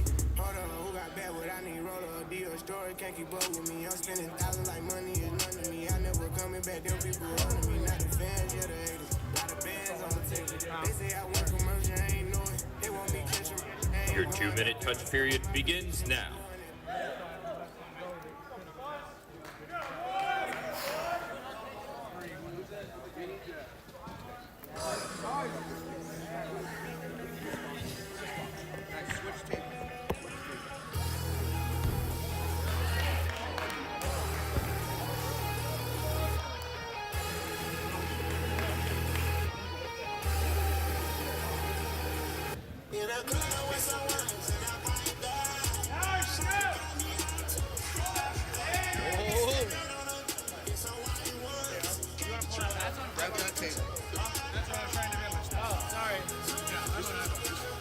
Oh, you go to high bar? Yes. Oh. Okay. This table goes over there. That table goes over there. Alright, so we're getting ready for these last two events here, parallel bars and high bar, both great events for both teams. Oh, goodness gracious, that's an awesome giant deal on the back. Love that skill. Anyways, if you have any other questions while I'm commentating, feel free to reach out to me on social media. As current William & Mary freshman Connor Barrow is doing, feel free to blow up my phone and I'll try and talk about whatever you would like. So make sure it's entertaining for you. But Connor, I promise I'll give you more attention when I'm off the stream as well, so you can leave me alone.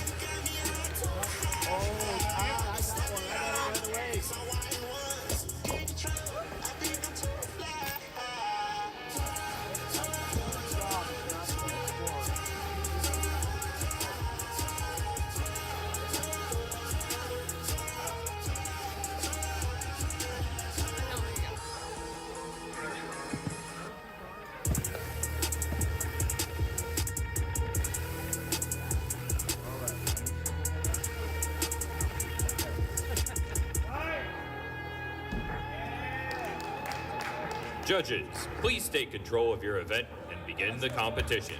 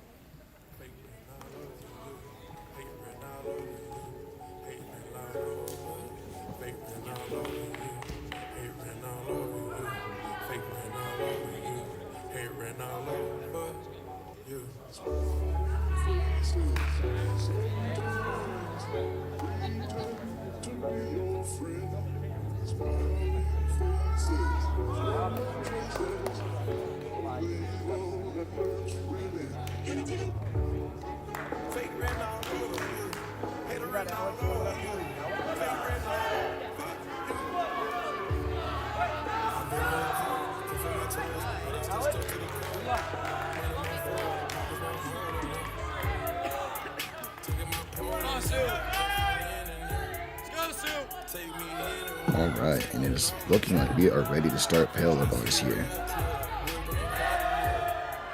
So you'll notice he's doing that pirouette. There's a new change this code that requires all swing to handstands to be followed by a pirouette to continue momentum in the same direction. So he's working through this routine well though. A good combination of the underbar and the upper bar work. It's a very common sequence here, the peach to L, getting ready for the dismount. Make sure you're perfectly primed to find it and absorb for that landing. Good dismount. That's a hit, we take those, right?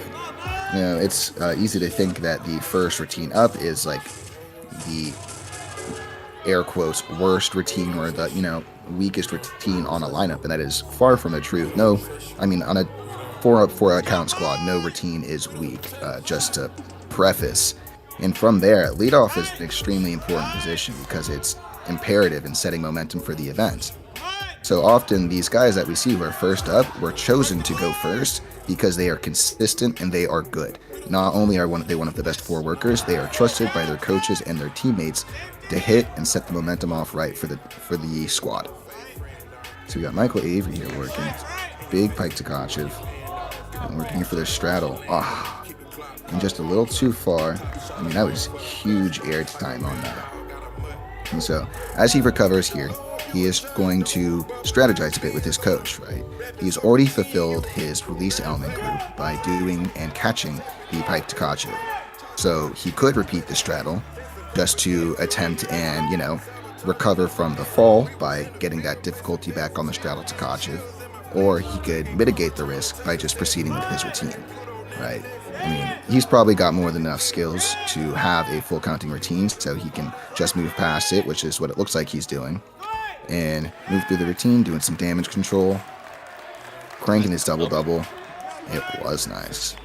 And just a smallest adjustment on the landing. Right, so now we mentioned it earlier how P-bars and high bar will be more of where we see the dismount differentiation. And so we saw, you know, the previous athlete on P-bars do a double back, which is a C. And then we saw Michael Avery do this E. And so with that, you know, 5/10 to 5/10 swing for the E, and then the 3-3 for the double back, I mean, these dismounts really start to add up. And not only the value of the dismounts, but the sticks as well. So this is where you can get real close real quick.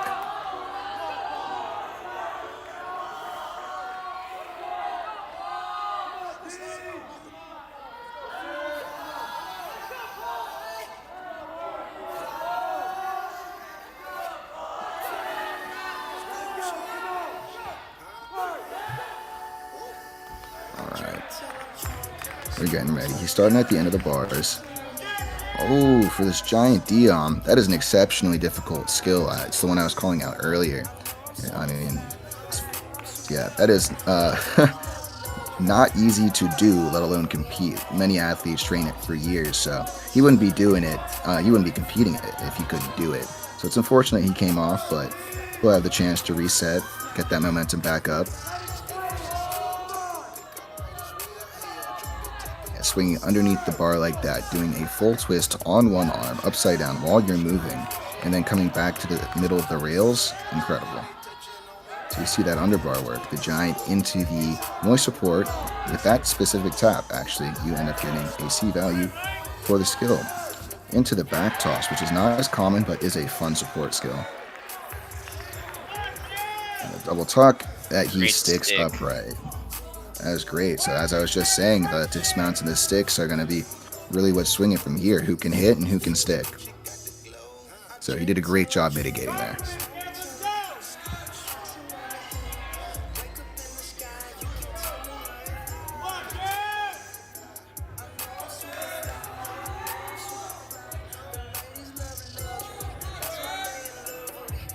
Alright, we're mounting the high bar. And just another technical insight for you. There's actually a limit on the number of physical movements you get to start your high bar routine, right? So these athletes are being lifted in a specific way in order to make sure that they can begin without incurring a deduction before they even start. I really like the L grip work there. I'm a big fan of work like that. The piked in bar, very difficult. Requires flexibility and precision, as Stalder is the hardest B in the code. And then tossing that lay half-half right up in the air to stick. Awesome. Get that green flag.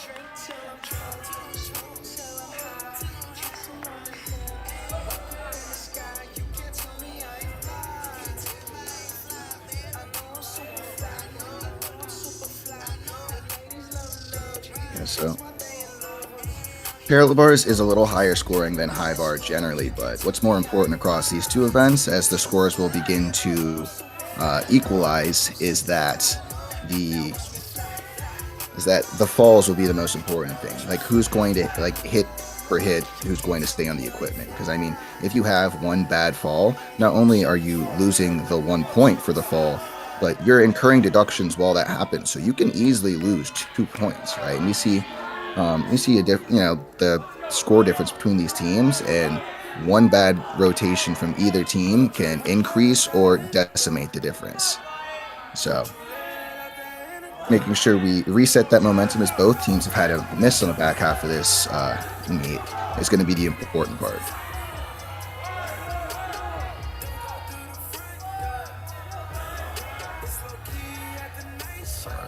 Starting with that front. Oh, so that looked like an error, and so he'll incur deduction for taking that extra swing. The peach handstand with the adjustments. So every step's 1/10, no matter how big the step. So he took those adjustments. The giant splits a little shy of the handstand, but he's working with it. All right. Some of the best routines are the ones you have to make happen. It may not be reflected in the score, but the effort for sure. And double pike. And he just takes the smallest of adjustments on. All right. Sometimes you got to make it happen, and he did his job.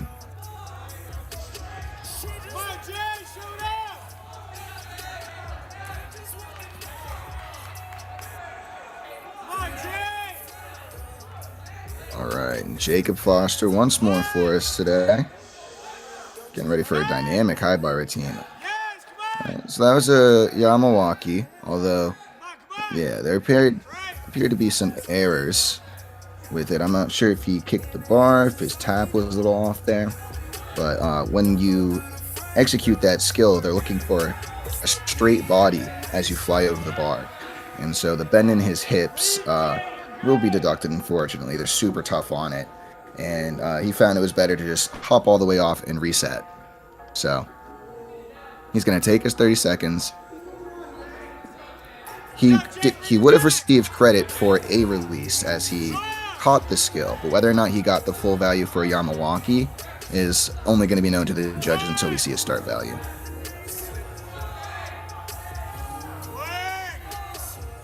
He's gearing up here. That Stalder work, hit that in bar. Hands close together. Oh, we got a quast. Those are becoming more popular as as the angle requirements have been reduced.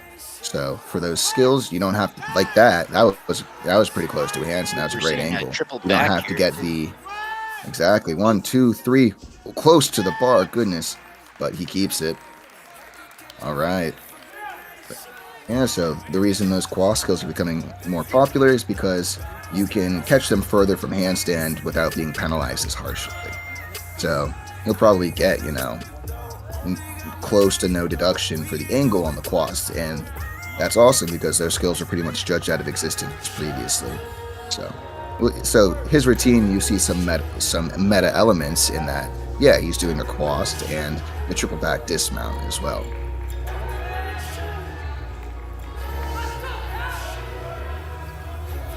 All right, and we now have Alex Catchbull. He's great. We saw him on horse. He was Simpson's highest score on horse, getting ready to do some parallel bars for us as well. Clearly very strong with his support work.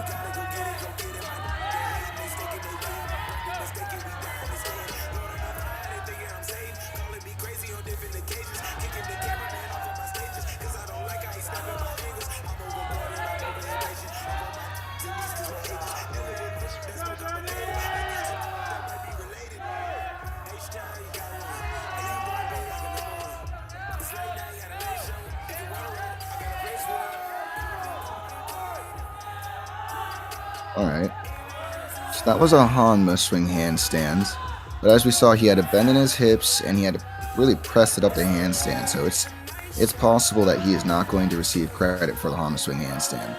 But like a seasoned vet, he's just moving through the rest of the set. This looks great for the most part otherwise, and I'm a big fan of his dismount here. Watch this. He's going to crank this huge front uprise, massive double front. Woo, too much juice. Extra rotation there. Oh, seriously. Alex, add a half. Add a twister, add a flip. You got it, man. Triple front. I've seen crazier things. I've got a couple teammates who look like if they could put triple front on the hard, and I would not be scared to watch. That would be awesome. I'm personally not watching my head come back towards the floor a third time like that, but we got some crazy people out here. We got Donovan, Bivany. Also starting with that Yamawaki element like Jacob did, but it went a little better for Donovan. Oh, into the Zuli. Popping up the talk here.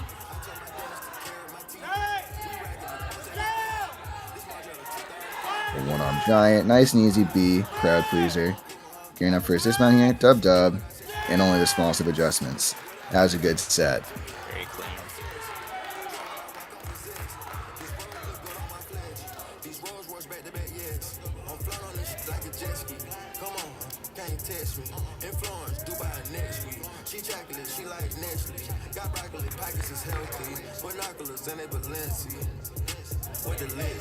I'm trying to make 200 M's, please. Walk around with 10 DDS stone. Sit back, stroll. Pull up Rolls truck. I'm rocking the Rolls one. Attack me stones. I might have stones, yeah. Stick on chrome, yeah. I got the dome, yeah. I got the dome now. If you like style, right? It's 50 an hour. I see through the skies, yeah. I spend every time. Look at their faces, they hard still. 6,000 a dime. Play with the rest, I'm a ball player. Try my team out, they'll be a trainer. Like, where did we Alright, and so we're going to see Jake Smith in the all-around position once more. So this score will not count for the team, it will count for his all-arounds. And he's been chugging along all day, so I'm excited to see what he's got for us. To give you some score updates, Alex Campbell was the first parallel bars routine with a 12.45. Paul followed with an 11.4, and Brian with an 11.7. Oh, and Alex scores just in at a 12.15. And on the high bar side, Michael Avery's first routine was at an 11.5, followed by Kevin with a 12.35, Jacob Foster at an 11.2, and Donovan scored just in at a massive 13.0. All right, Jake. He's starting on the end of the bar, which almost always signifies that these athletes are going to do some underbar elements that travel all the way across the bars like that. Typically, those to pelt style skills. Pardon me. Ooh, that Stutz was a little shy, so he came off the bar early. Meaning he traveled and he had a tough time getting into the handstand, but he worked. and finish up the routine to double back and just a step backwards. So it's all right. We'll take that and keep it moving. All right. So at the end of that rotation, Simpson is at a 252.850 and Greenville at a 258.250. It looked like Alex Campbell was the highest score for Simpson on parallel bars with that 12.45, and Donovan Divney far and ahead with that 13.0 for Greenville.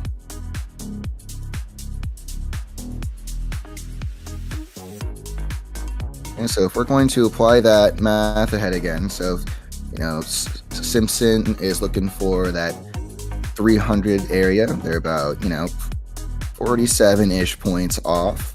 So that's, super possible.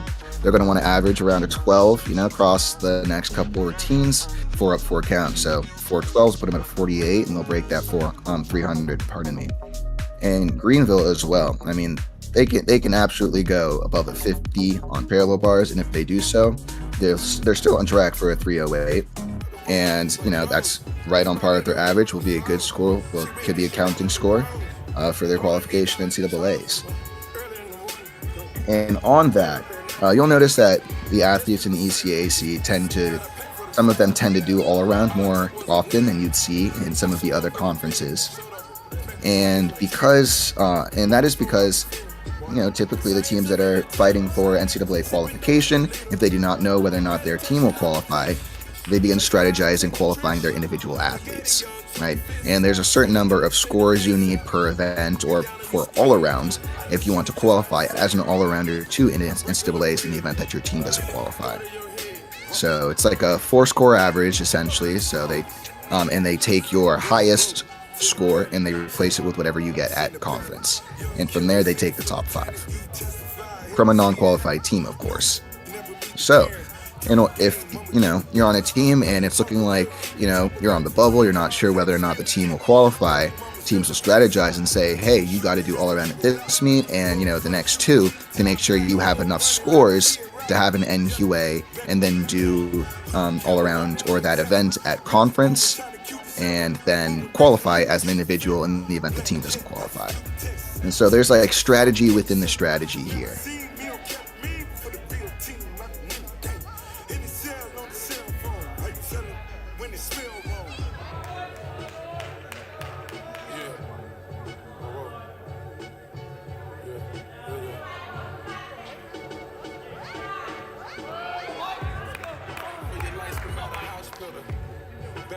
Just like I'm little critter. Body snatchers, wig splitters, cap pillars, grave diggers, snake. Ain't nobody safe. Meet me at the nearest. Looks like Jacob Foster's score is updated once more, up to an 11-2.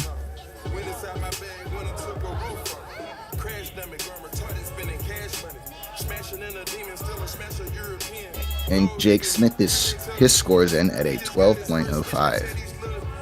Which is also a tad unfortunate because we'll notice, as I said, that was his all-around set. So that does not count for the team, but had he been on lineup, it would have been one of their better counting scores. And so that's just like part of the calculus, because of course you can't know that ahead of time, but just something to keep an eye on. So if Jake wants to make a case for himself next time, in practice, be like, he can bring this point of, hey, I scored well enough to be on lineup in the meet, and next time he won't be in the all-rounder spot, he could be on lineup.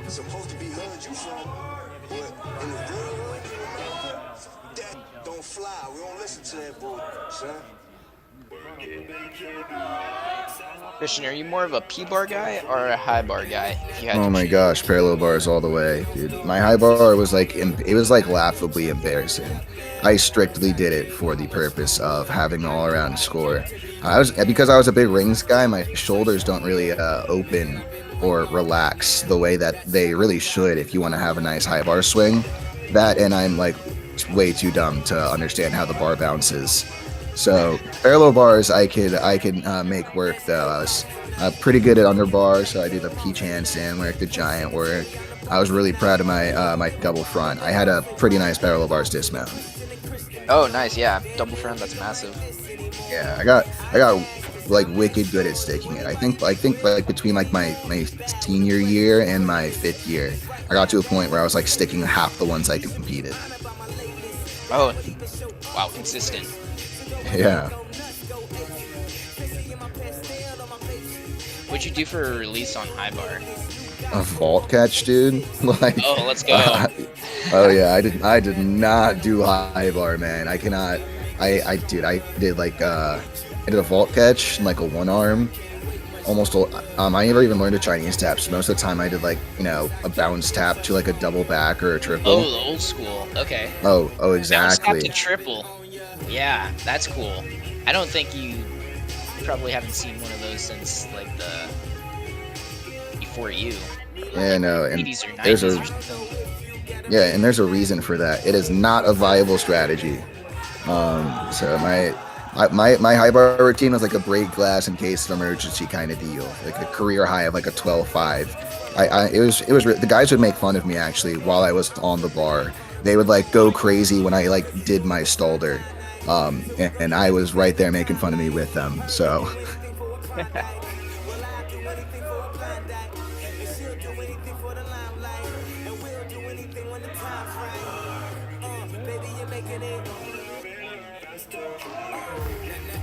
Were there any other big changes to the code? You mentioned with the dismounts, people are trying to do the bigger dismounts. But were there any other big changes to the code on P-bars or high bar? I think you feel also like mentioned P-bars, the swing, the pirouette. Yeah, P-bars for the most part is pretty unchanged. Other than like the pirouetting elements, I'm trying to think. Really, that just did a number on like routine composition because almost no one likes pirouettes. I actually learned how to not travel my giant in club because I didn't want to do a pirouette. So that's like the biggest one compositionally. They limited the number of like front uprise elements you can do, but I mean there is a very, very limited number of guys who could actually do those skills because they're exceptionally difficult. So that hasn't affected the vast majority of people. I mean, the support element group would be really, really difficult on parallel bars if you needed a D or higher, which you do for FIG, but because the NCAA has this C or higher exception, you get away with it. But like with devaluing a Healy from a D to a C this code, in order to do a D value support and get that full element group value, you would have to do like a Stutz to 1 bar, a Diam and a quarter, or a Makutz really to fulfill that element group. And those are all very, very difficult skills. So that C exception comes in clutch on parallel bars especially, and has not done too much damage with all the code changes. High bars look like pretty different. I mentioned for a bit how like these long hanging skills that require handstand angles, if you let go with both hands as the general rule, then you have a wider range of angles you can catch from handstand without deduction or for less than deduction. So those Quast and Revolco skills are coming back. They brought back Caught Connections last code, so we're seeing those as well. They upgraded Gingers recently. Gingers are now a D, which is crazy because Ginger is not difficult. And you can get connection value for D to C skills and D to D skills. So there are a lot more guys trying Gingers this year. And I think that's exciting. And part of the reason is because you can, typically you can only do 4 skills per element group within your routine. But on high bar, you get to do a 5th release if you connect them, and they're from different families, right? So you only get 2 releases per family, but you get a 3rd release if it's from a different family and you connect it. So you could like, for example, do, Coleman connected to Kovacs, and then you could do Straddle Tkachev, Pike Tkachev, and a Ginger. And that's how you can get away with doing all 5. And so for those athletes, it's worth it. You'll see some crazy stuff, like Josh Carnes out of Penn State doing a Pagan. But for now, we're looking at Michael Avery on parallel bars. He's got a nice line. Nice handstand. Underbar cast here, so he's loading up for a whippet. He swings, right up to the handstand. Plenty of momentum there. Some tall night handstand to get ready for that Healy element that I just mentioned. So that finish and a swing the handstand out of the Healy, right? So you have to do the pirouette afterwards, which he does directly into what is commonly called as just Suarez, that giant half to upper arm. And Dion, he's cooking through this routine here. The Stutz, can he finish it off? Huge double front here. Nice. And yeah, he does. There we go. Yeah, now he's going to be hyped about that.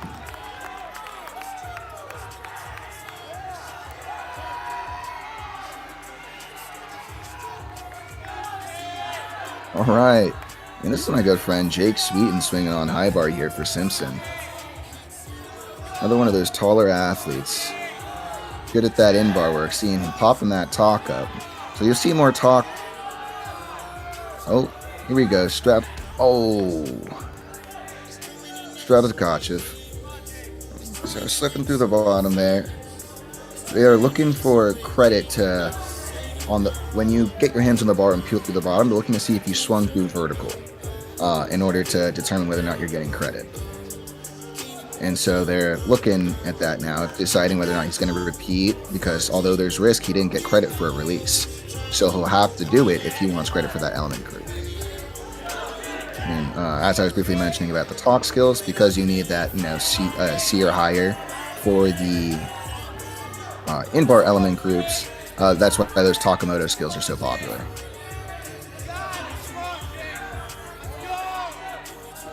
So, coach is back there. He's gearing up. He's tapping. So it's repeating. Get that element group. There we go, Jake.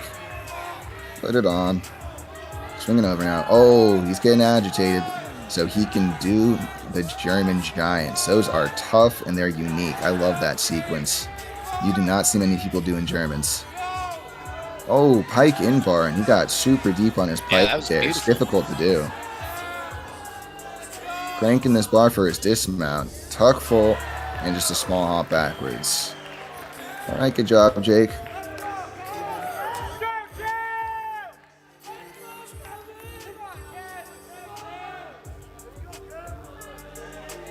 All right, Michael Avery scores in at a big old 13.1 for his P-bar set from a 14.6. It's not only a competitive start value, but I mean, he executed very well.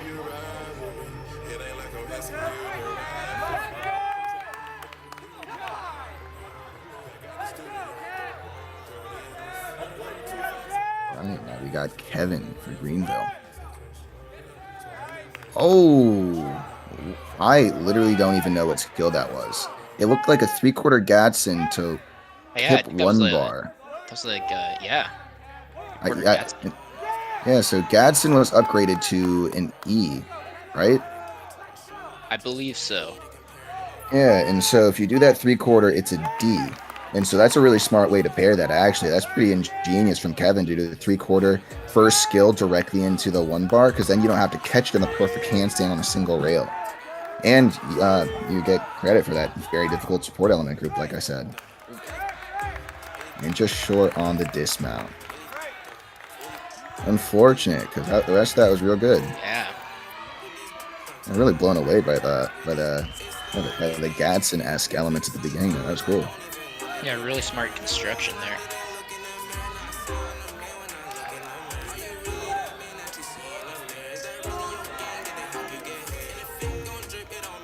You're talking about how handstand dismounts on pommel horse are difficult. I would also say parallel bars, double pikes are probably up there for like the least favorite dismount that college athletes generally do. I mean, it's super popular because there are pretty limited options. Go forwards and do a double front, and go back and just do double pike. But man, I was talking about how I'd fight the vault table earlier.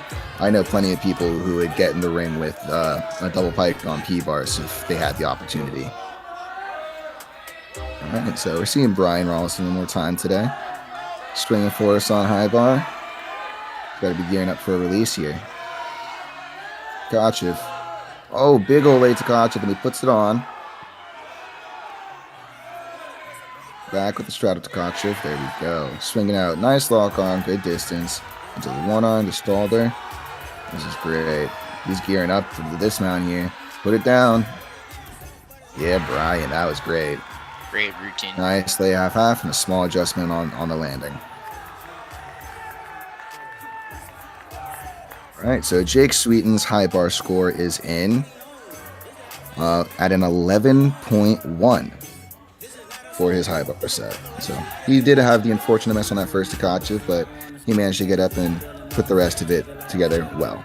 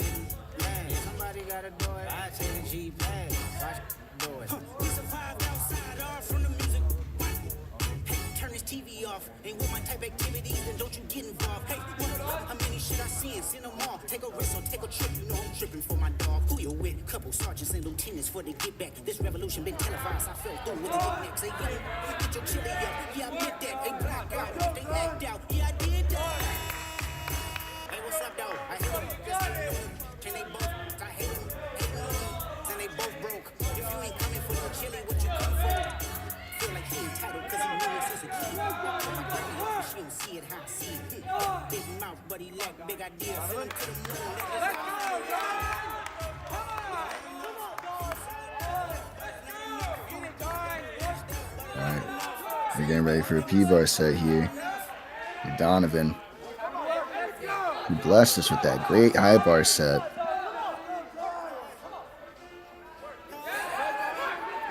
Gorgeous giant. He's got a real nice handstand. Oh, into the Makut. Yeah, very difficult skill. So he had to scramble a little bit. That leg separation, those steps, the arch in the back will all be taken. But I believe he still will get credit. Oh, double front spin again. Oh, and nearly the stick. I don't know. I think he got through it. You know, he scrambled a little bit, but for the most part, everything else was pretty good. Yeah. We got a couple more scores in.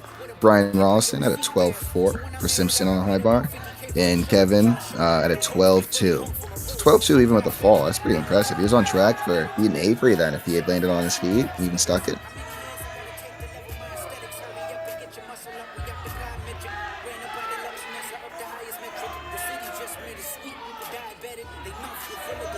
All right, now we got Jake. Last time, let's see our all-arounder today.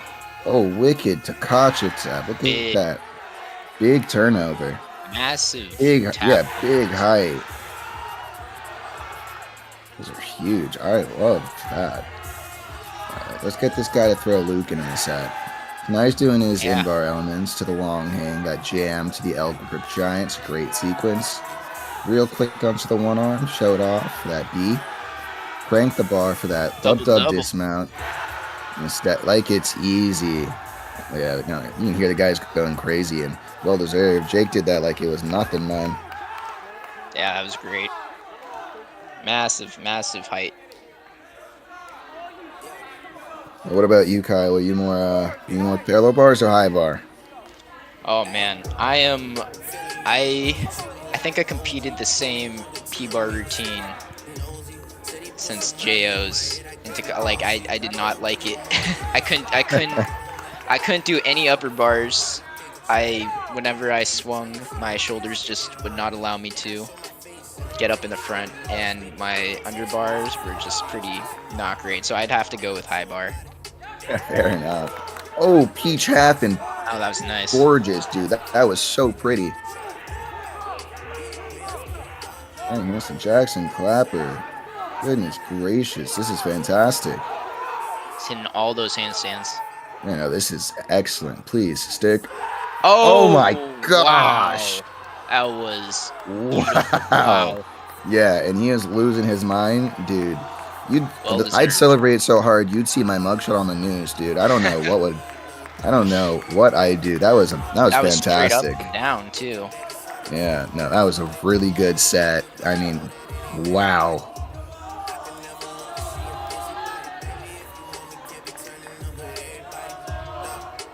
That's the kind of routine where you do it. Like, first thing you do after the meet is you get the video back, like off the iPad or whatever phone recorded it, and then you just watch it like the entire bus trip home.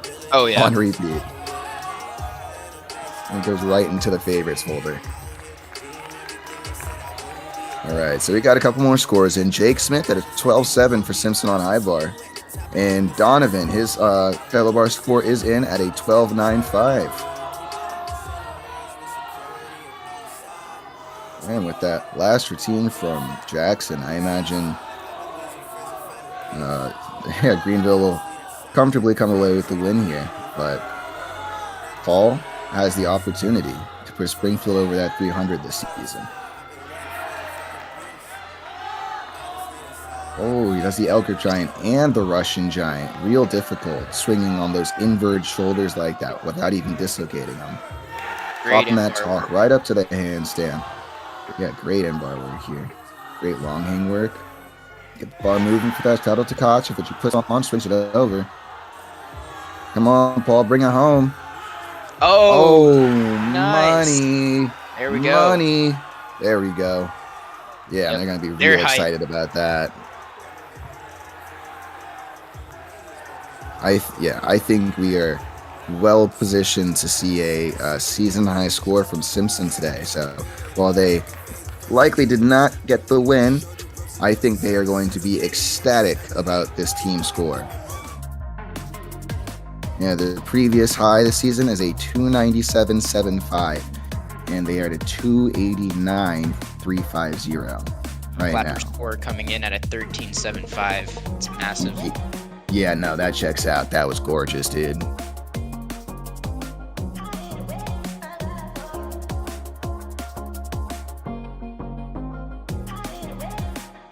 So Greenville managed to put out a 310.250. It's a great score. Definitely helped them in the rankings move up a little bit. I'm so excited for how competitive the ECAC is this year. Because, yeah, not only is that a great score, that's actually their highest score this season as I'm looking through their stats right this moment.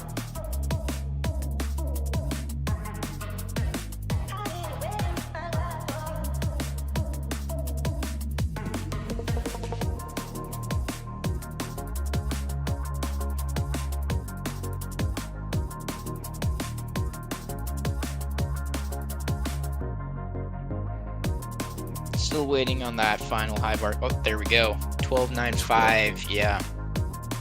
There we go. 302.3. That is Simpson's season. So 2 season highs today for both teams competing. I mean, congratulations to both of them. They both put on a great meet. This was a lot of fun to watch, a lot of fun to talk about. And I mean, they made it easy by doing a lot of great gymnastics.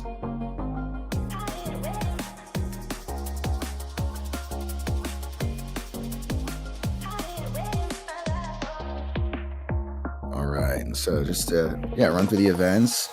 We had Tristan Shorey as the floor champion. We got Andre from Greenville as the Pommel champion here, followed by Alex and then Ricky. On rings, Elijah Cruz, once we got that start value fixed, first place, followed by Brian Rollison from Simpson and Alex Campbell, also from Simpson. Strong ring squad. Vault was Ricky Mays, of course, with that awesome stick. Parallel bars, Jackson Clapper with what I can't imagine anyone doing that set any better. And Donovan Diviny pulling out the 13.0 high bar win for Greenville. So for our all-arounders, Brian Rollison seems to have come out on top of his teammate, Jake Smith. Both putting out good all-arounders today, but barely edging him out, 74.2 to 74.05. So, I mean, that is almost negligible difference. Good for both of them.